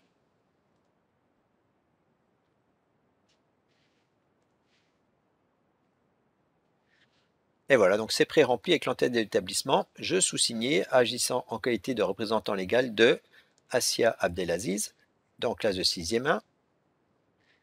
Juste en dessous, la même chose, mais je donnerai ça à Juliette. Ensuite, je donnerai l'autorisation à Reda, puis à Tasnim, etc. Donc, vous voyez ici que chaque document est personnalisé. J'ai plus qu'à imprimer et à distribuer à mes élèves. Alors, pour créer vous-même un document, vous allez pouvoir, en cliquant sur Créer un document, ici, je vais faire une convocation aux examens, donc convocation CCF par exemple, avec les fautes. Convocation CCF. Je vais mettre l'entête de l'établissement pour faire ça officiellement. Alors, donc on va pouvoir taper son texte ici. Donc l'élève, 2 points, hop, nom, espace, je mets la balise ensuite. Donc vous voyez, c'est ici dans les idées roulantes qu'on choisit les balises. Je mets le nom, le prénom, et convoqué le donc allez, 21 septembre sur l'épreuve de Bilboquet, etc., etc., etc., avec la signature de l'élève, avec toutes les clauses, les conditions légales, etc. Vous faites votre document. Donc là, j'ai juste mis les balises, élève nom, élève prénom. Vous pouvez ajouter la civilité, l'établissement, la classe, l'année scolaire. Enfin voilà, vous pouvez personnaliser pas mal de balises dynamiques. Vous enregistrez votre document. Voilà, convocation de CCF. Et là, je vais pouvoir convoquer toute ma classe de terminale 5 au prochain CCF, par exemple. Alors, dans configurer documents, il y a une subtilité. Donc, l'autorisation parentale de droit à l'image, par exemple, si je la visualise, vous voyez que c'est le document du ministère, elle est très complète, avec il faut préciser les finalités, la désignation du projet, les modes d'exploitation, etc. Vous pouvez vouloir faire une version allégée de ce document. Donc là, comme on me dit, comme c'est un document modèle, je ne peux pas le modifier. Sinon, ça modifierait le document aussi pour tous les autres établissements qui voudraient le consulter. Donc simplement, je peux dupliquer le document.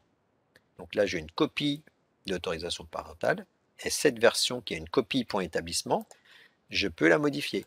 Donc là, je vais faire autorisation simplifiée de droit à l'image. Donc les finalités, ça m'embête, je ne veux pas parler de ça. Donc hop, les modes d'exploitation, ça c'est un peu obligatoire. Voilà, donc j'enlève 2 chapitres, j'enlève une partie. Le chapitre exercer vos droits, évidemment, je le conserve.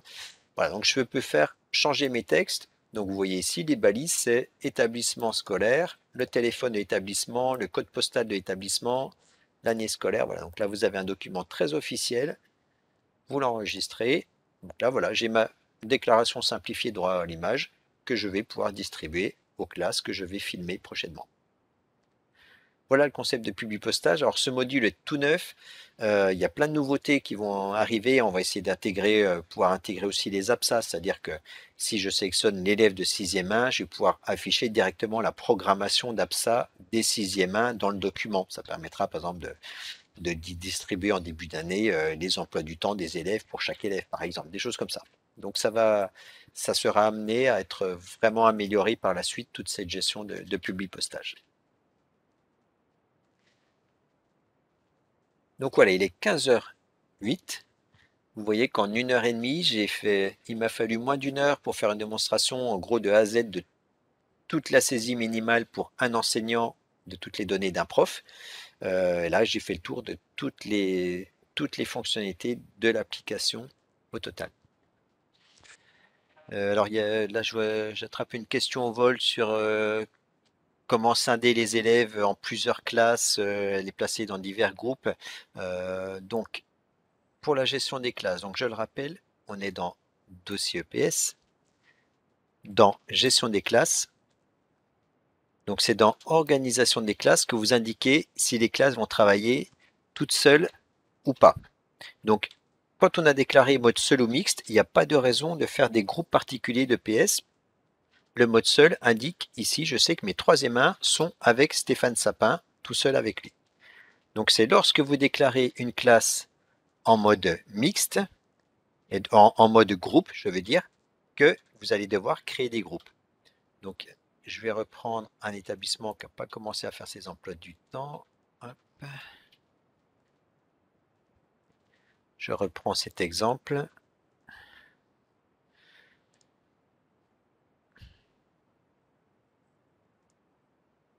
Ah zut, là, je suis reparti de 0. Fonction, je me déclare coordonnateur, j'enregistre, et là je vais avoir les droits de gérer mes classes. J'actualise mes classes, voilà, mes classes sont récupérées.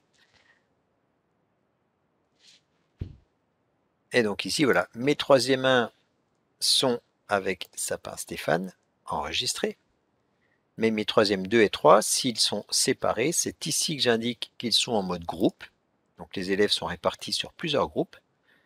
Donc je déclare ici simplement le mode groupe, enregistré. Et c'est seulement ensuite dans la configuration de mes groupes, alors je vais actualiser ma liste de profs avant, c'est dans ma configuration des groupes que je vais pouvoir indiquer que les 3e 2 et 3e 3 travaillent ensemble dans des groupes différents. Donc c'est ici que je vais créer mes groupes, 3, 2, 3, 3.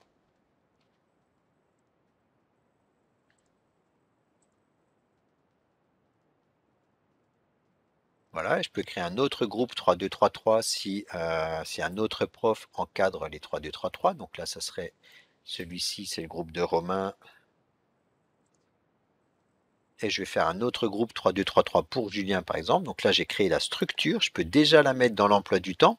Romain peut mettre les 3, 2, 3, 3 sur son emploi du temps le lundi matin et indiquer les absas qu'il pratique.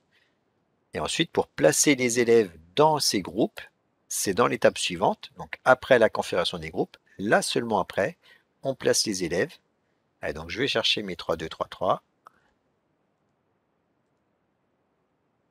Et donc ici, je vais pouvoir aller chercher parmi ma classe de 3e 2.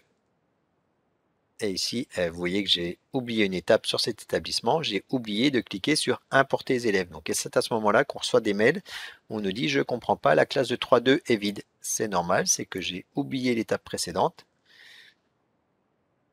J'ai bien configuré ma classe de 3.2, j'ai dit un mode groupe, mais j'ai oublié d'aller dans importer les élèves. Voilà, et là mes élèves sont importés. Et là seulement, je vais pouvoir aller placer mes élèves de 3.2.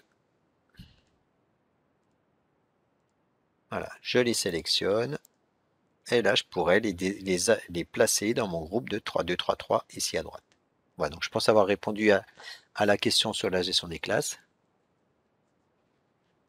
Alors, dans les emplois du temps, comment supprimer un créneau? Alors, je vais me remettre sur un collègue qui a saisi un emploi du temps. Entrée. Alors, il y a deux possibilités pour supprimer un créneau. Alors, les emplois du temps, c'est dans Dossier EPS, Emploi du temps. Voilà, ici j'ai les créneaux que j'ai saisis tout à l'heure pour ma démo. Je me suis trompé, donc je peux tout simplement faire clic droit, supprimer le créneau. On demande confirmation, oui je supprime. Voilà, il est supprimé. Ça c'est la solution pour faire un par un. Mais des fois on s'est trompé sur plein de créneaux toute une classe, on s'est complètement planté, c'est pas du tout cette programmation-là. Donc on va dans ces cas-là à gauche dans édition des créneaux et là vous voyez une grille avec tous les créneaux déjà saisis. Et donc là je peux les repérer, je peux trier par date, je peux trier par absat, je peux trier par classe. Voilà, je peux faire des filtres pour repérer facilement des créneaux sur lesquels j'aurais fait des erreurs. Et donc là, je peux les supprimer ici juste en cliquant sur la poubelle. Je supprime mes créneaux. Les 3e 1, c'était pas du tout ça. Je supprime tout et je recommence. Voilà. Et n'oubliez pas toujours, dans vérification agenda, vous avez une alerte sur tous les créneaux qui n'ont pas encore été placés dans l'emploi du temps.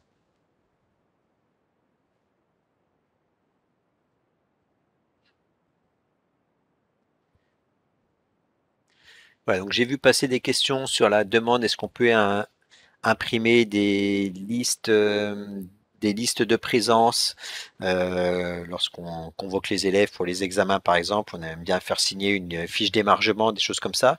Donc voilà, toutes ces fonctionnalités qui existent dans Collège EPS et dans lycée EPS vont arriver progressivement dans IPAC EPS. Voilà, il faut bien comprendre que on a fait toute la saisie administrative obligatoire en priorité pour nous et maintenant tous les outils vraiment spécifiques prof vont arriver petit à petit.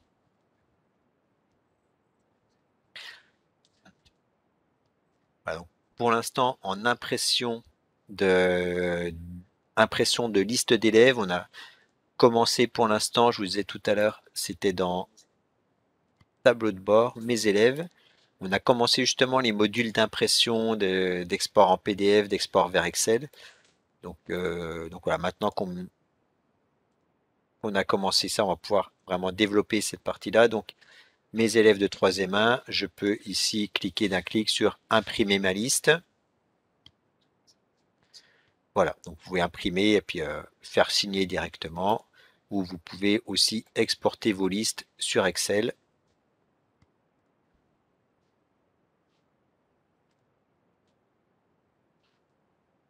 Et donc là, j'ai ma liste de classes et je peux en faire ce que je veux ensuite sur Excel et détourner l'usage si je le désire. Voilà, mais on est encore loin effectivement des fonctionnalités existantes sur les EPS.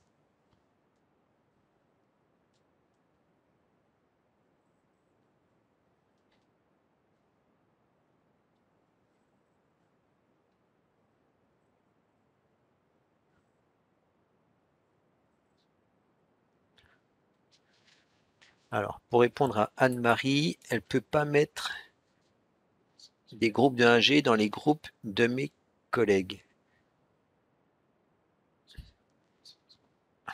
Alors, pour Anne-Marie, alors je ne comprends pas trop la question. Alors déjà, assure-toi que tes collègues existent, c'est-à-dire que dans Dossier EPS, assure-toi que dans Équipe EPS, tu vois bien apparaître tes collègues. S'ils n'apparaissent pas, tu fais Actualiser. Et ensuite, pour attribuer des groupes de 1G à tes collègues,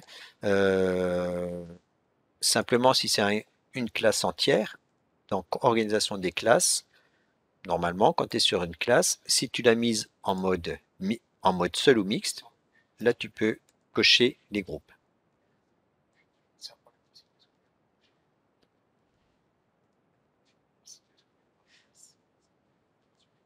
Pour les élèves alors. Alors, il peut y avoir effectivement un souci lorsqu'on place les élèves dans les groupes si on s'est trompé de cycle scolaire. Par exemple, si en EPS, ici je vais générer l'erreur, par exemple, c'est certainement ce qui est arrivé à notre collègue. Je crée un groupe, je fais le menu 3e 1, 3e 1, 3e 1, 3e 1, 3e 3, 3e 4. Et là, je me trompe de cycle scolaire. Je dis que c'est des 5e. Et je dis que ça sera ces deux profs-là qui encadreront. Là, vu si je me suis trompé de cycle scolaire, si je dis que c'est des 5e, Et bien, quand je vais vouloir ensuite placer mes élèves dans les groupes, sélectionner en EPS le groupe 3-1-3-3-3-4, lui, il attend des classes de 5e. Et donc, si jamais je veux placer des élèves de 3e, si je prends des élèves de 3-3, de 3-2, de 3-8, 3-5 et je dis, allez, ici, dans la classe 3-1-3-3-3-4, j'ai une alerte, le groupe de destination n'autorise pas le cycle scolaire de l'élève Abou Aïch normal. Il est en 3e et eux, j'ai déclaré que c'était des 5e. Donc on n'a pas le droit dans un groupe EPS de mettre des 3e dans une classe de 5e et inversement. Donc c'est certainement l'erreur que tu dois avoir rencontrée, Anne-Marie. Alors évidemment, quand on a fait une erreur, on peut tout à fait revenir sur ces groupes et aller corriger les données. Donc pour les profs, on peut corriger. Alors pour les cycles scolaires, on n'a pas le droit de corriger parce que c'est trop complexe. Avec en lycée, vous savez qu'il y a les absas certificatives autorisées en seconde, pas en première, pas en terminale, c'est vraiment complexe. Donc si on a fait une erreur à ce niveau-là, on est obligé, mais 3-1, 3-3, 3-4, je me suis planté de cycle scolaire, j'ai pas le choix, je le supprime et je le recrée.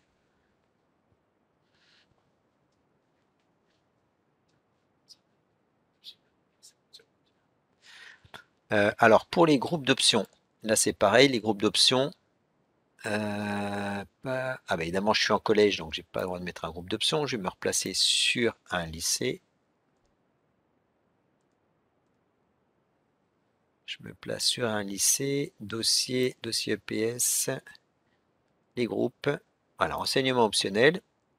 Quand je veux créer un groupe, vous voyez effectivement, on me demande seconde, générale ou première. Donc si vous avez des secondes qui ont cours en même temps que les premières, voire en même temps que les terminales, sur un même créneau d'emploi du temps, et bien dans ce cas-là, je vais créer deux groupes. Je vais faire ma seconde option, je l'attribue à Juliette. Donc là, je vais mettre tous mes élèves les élèves de seconde, ils seront dans ce groupe. Et je suis obligé de créer un deuxième groupe parce que par défaut, on n'apprend pas les mêmes choses en seconde, en première et en terminale. Donc on fait un groupe spécifique. Première option avec plein de fautes d'orthographe, c'est pas bien grave. Eux, je les mets en classe de première avec Juliette également. Et si Juliette a ces deux classes, ces deux groupes en même temps, qu'elle gère les deux groupes en même temps, ça ne pose aucun problème sur l'emploi du temps. Je vais sur mon emploi du temps, je sélectionne Juliette. Ah, j'ai oublié d'attribuer l'absa. Je recommence. Dans mes groupes d'options, je vais dire que en option, on va faire juste une absa. Ils vont faire de l'acrosport toute l'année, ajouter, et les premières font aussi de l'acrosport toute l'année. Voilà, je mets juste une absa pour l'option.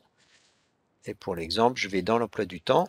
Et donc là, on va avoir les deux groupes en même temps. Donc Juliette va avoir le mercredi matin à 8 h son groupe d'options. Donc, elle va avoir les premières options en acrosport au gymnase tous les lundis. Voilà. Et en même temps, au même moment, je vais donc sur le même créneau et je fais clic droit. Donc, je ne vais pas modifier le créneau, je vais créer un nouveau créneau avec un autre groupe, mais au même moment. Sélectionner le groupe. Donc, en même temps que les premières, j'ai mes secondes qui vont faire acrosport au gymnase. J'ajoute. Et donc, l'application comprend que, voilà, Juliette, elle a cours avec deux groupes simultanés. Et elle fait peut-être la même chose au même endroit. Alors, pour les groupes vide classe. Alors, groupe de type vide classe. Donc, on va dans divers sans absa. On crée un groupe. Et donc, je vais l'appeler vide classe. Je vais l'attribuer à Juliette. J'enregistre. Alors, même s'il n'y a pas d'absa, il y a quand même une séquence d'apprentissage. Enfin, on appelle ça séquence, mais bon, c'est un. On ne vous demande pas d'absa. Vous voyez, ici, on va juste indiquer à quel moment vous pratiquez ça. Donc, la vide classe, je fais de la vide classe toute l'année.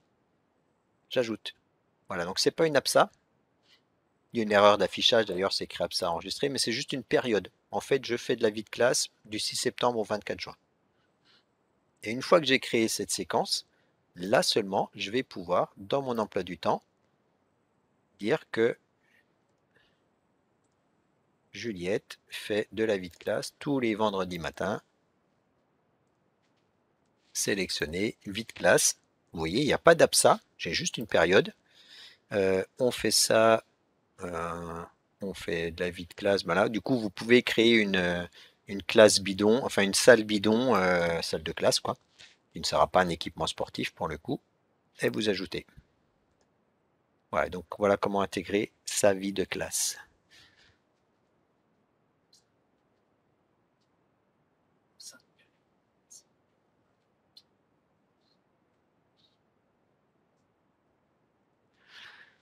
Alors, il y a Vincent qui parle de ses troisièmes prépa métiers au sein des périodes.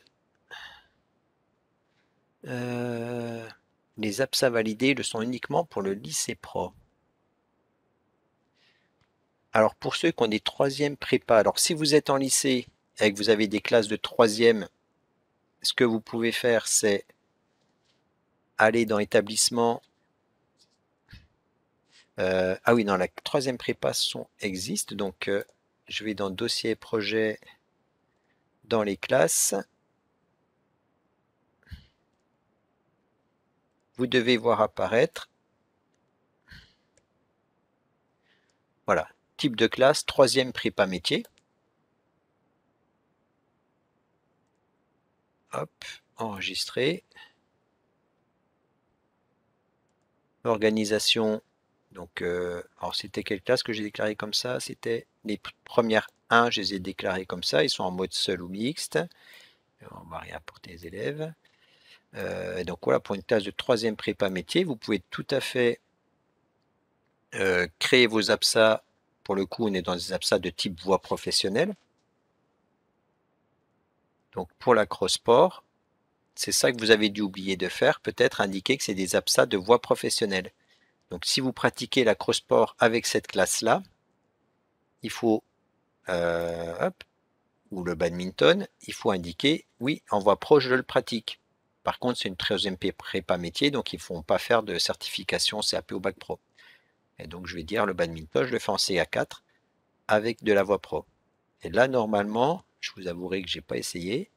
Hop, Acrosport, APSA. Si je vais sélectionner mes groupes, mon groupe de première 1 en troisième prépa, bon, bah, je peux lui attribuer toutes les séquences d'apprentissage que je veux. Et là, ah, effectivement,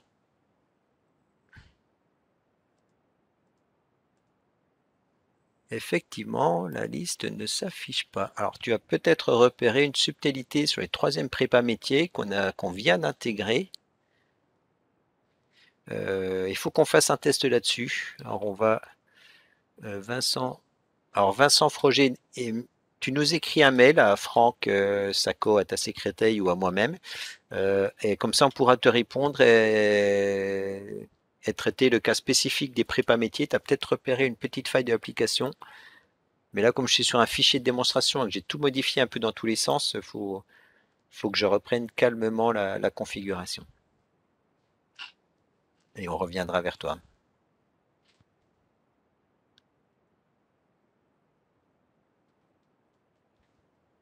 Et apparemment, tu as un... Oui, il y a Romy qui signale le même problème. Donc, il est possible qu'on ait une petite faille. Dans ces cas-là, dans les jours qui viennent, on mettra un patch dans l'application. On fera un petit correctif et puis vous revenez sur l'application d'ici 4-5 jours et tout rentrera dans l'ordre normalement pour cette classe-là spécifiquement.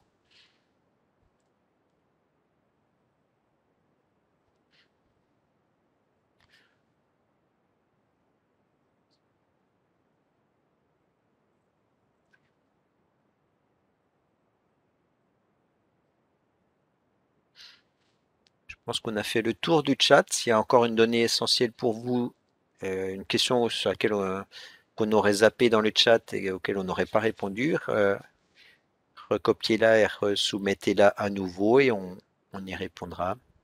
Alors pour les UFA, donc effectivement, il y a une subtilité administrative qui fait que le rectorat ne connaît pas encore les élèves de certains CFA, certains UFA. Donc pour nous, on est complètement coincé puisque les élèves n'existant pas sur les listes du rectorat, ils sont inexistants sur IPAC EPS.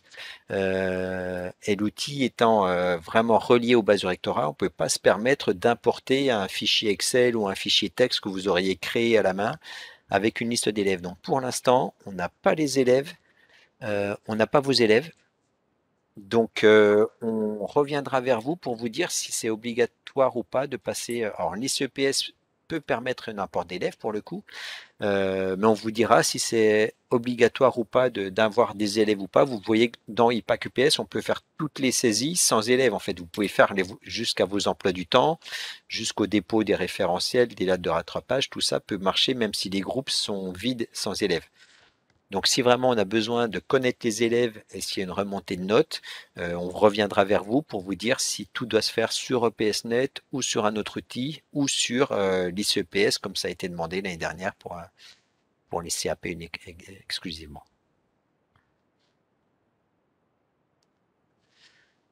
Pascal qui demande à quoi correspond le doc de synthèse demandé dans la certification.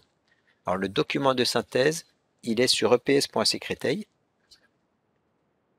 Voilà, donc Pascal Gaduel avait déjà donné le lien sur le site EPS de Créteil. Si je tape document de synthèse, remonter des référentiels en EPS.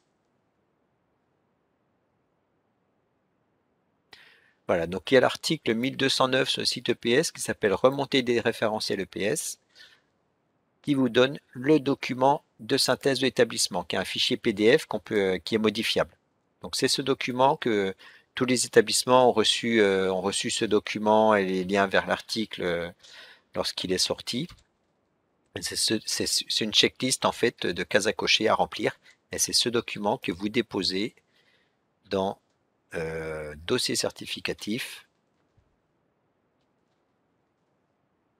dépôt des référentiels,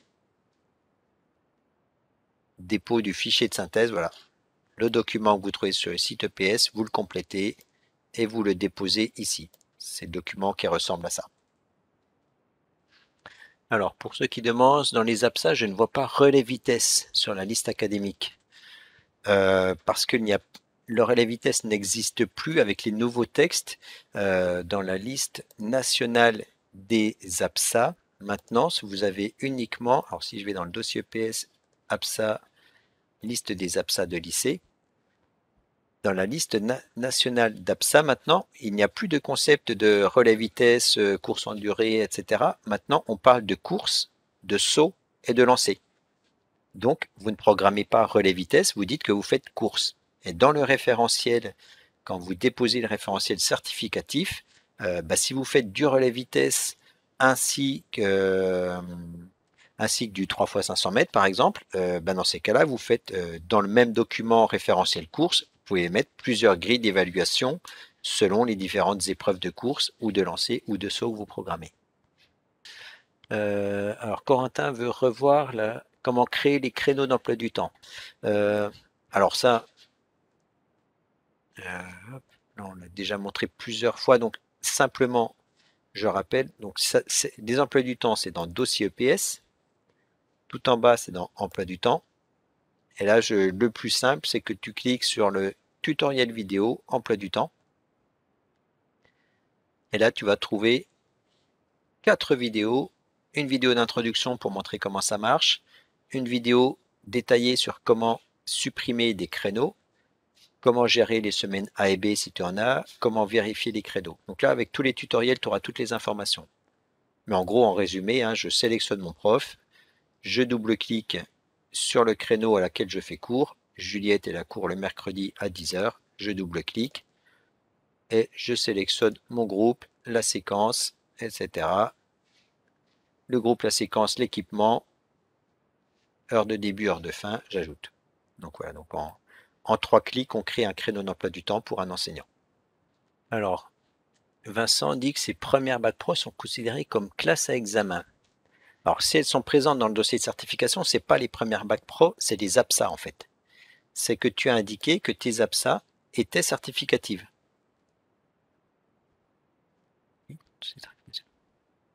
Ah, alors, il y a deux choses, oui. Donc, il y a les APSA certificatives ou non.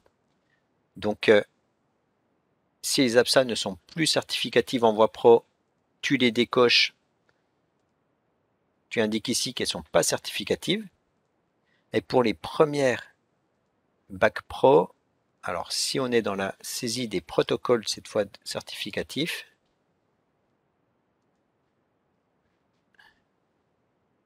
dans les protocoles d'évaluation, voie professionnelle, CAP, Bac Pro. Et donc ici, si tu vois apparaître des classes de première Bac Pro, effectivement, alors là je le vois, j'ai pas de classe de test. Il faudrait que je revérifie, mais si tu vois qu'il y a une erreur, qui est justement des classes qui apparaissent et qui ne sont pas concernées par certification, le plus simple pour toi, c'est que tu apportes tout en bas, tu apportes un commentaire pour expliquer, bon, bah, tout simplement, bah, la classe 1 BP2 là, n'a pas de certification EPS, je n'ai pas besoin de saisir des dates de rattrapage ou de coévaluateur. Et ça nous suffira pour gérer ça. Donc là, donc voilà, du coup, tu me fais douter, mais vérifie également que tu ne te serais pas trompé lorsque tu as déclaré le cycle scolaire de tes groupes ou de tes classes. Que tu n'aurais pas déclaré que c'est des terminales Bac Pro au lieu de classes de première. Bercis Bouziane dit: j'ai des difficultés à faire rentrer une classe de seconde dans l'option car elle est déjà enregistrée dans un autre groupe. Je pense que c'est le même problème. En option, on a dit l'option c'est pour un cycle scolaire. Donc si tu as déclaré dans la configuration des groupes,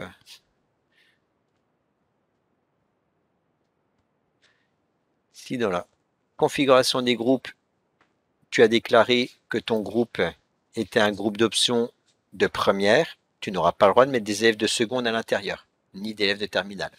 Donc si dans ton groupe d'options, tu as des élèves de première, de seconde et ou de terminale, comme j'ai montré tout à l'heure, tu dois faire autant de groupes qu'il y a de cycles. Donc je fais un groupe première option, un groupe seconde option.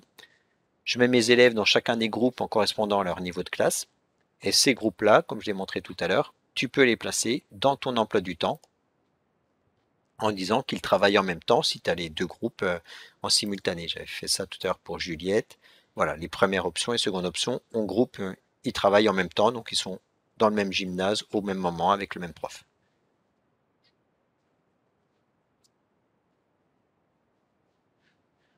D'accord. Alors pour répondre à Vincent Froger, ma classe de première Bac Pro est considérée comme classe examen. Franck vient de refaire un test avec des premières Bac Pro, lui ne les voit pas apparaître. Donc le plus probable, c'est que tes premières Bac Pro, tu n'aies pas déclaré qu'ils sont... tu as dû les déclarer en terminale au lieu de les mettre en première.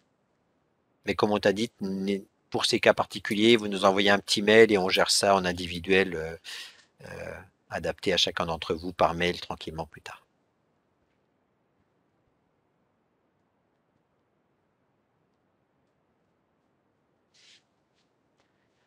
Voilà, donc je pense qu'on a fait à peu près le tour.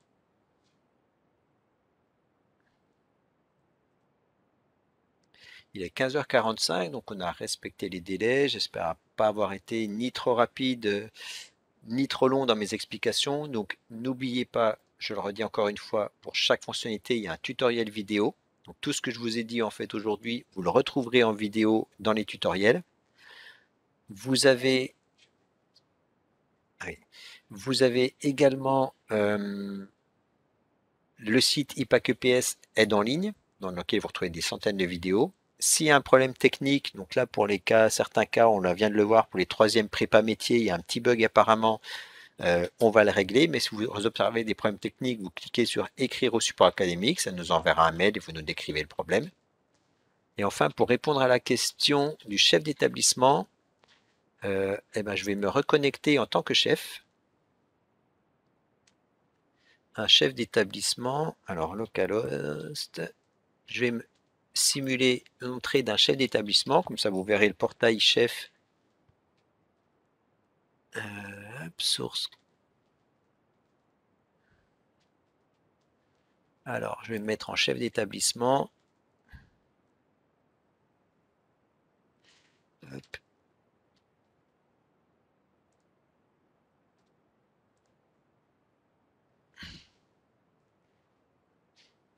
Voilà, donc je vais prendre un chef d'établissement. Il entre. Alors, qu'est-ce que j'ai déjà saisi? Ah bah, peut-être que le lycée international, j'ai dû faire une section. Un chef d'établissement voit à peu près la même chose que vous. Vous voyez, le tableau de bord est épuré. Et donc, le chef d'établissement, s'il va sur un dossier de section sportive,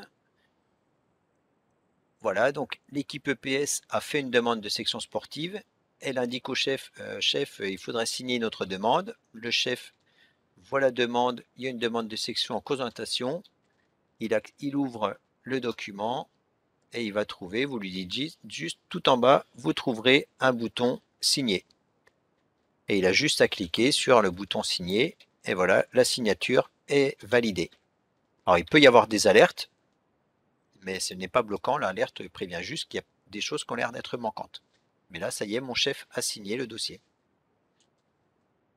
Bien, donc je pense que là, on n'a plus de nouvelles questions. Donc, merci à vous. Là, il est à 11h45. On a à peu près, on a bien respecté le timing. Donc, si vous n'avez plus de questions, on va pouvoir terminer cette session. On va pouvoir passer à l'apéro. Moi, j'ai un peu la gorge sèche. Et je vais passer la main donc à Monsieur Dumont pour le mot de la fin. Bon, j'ai l'impression d'être sur Antenne 2, là. On y va?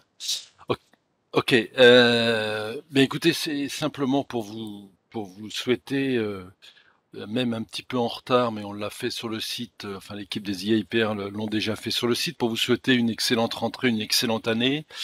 J'espère que cette formation vous aura été utile, et ça, j'en ai aucun doute.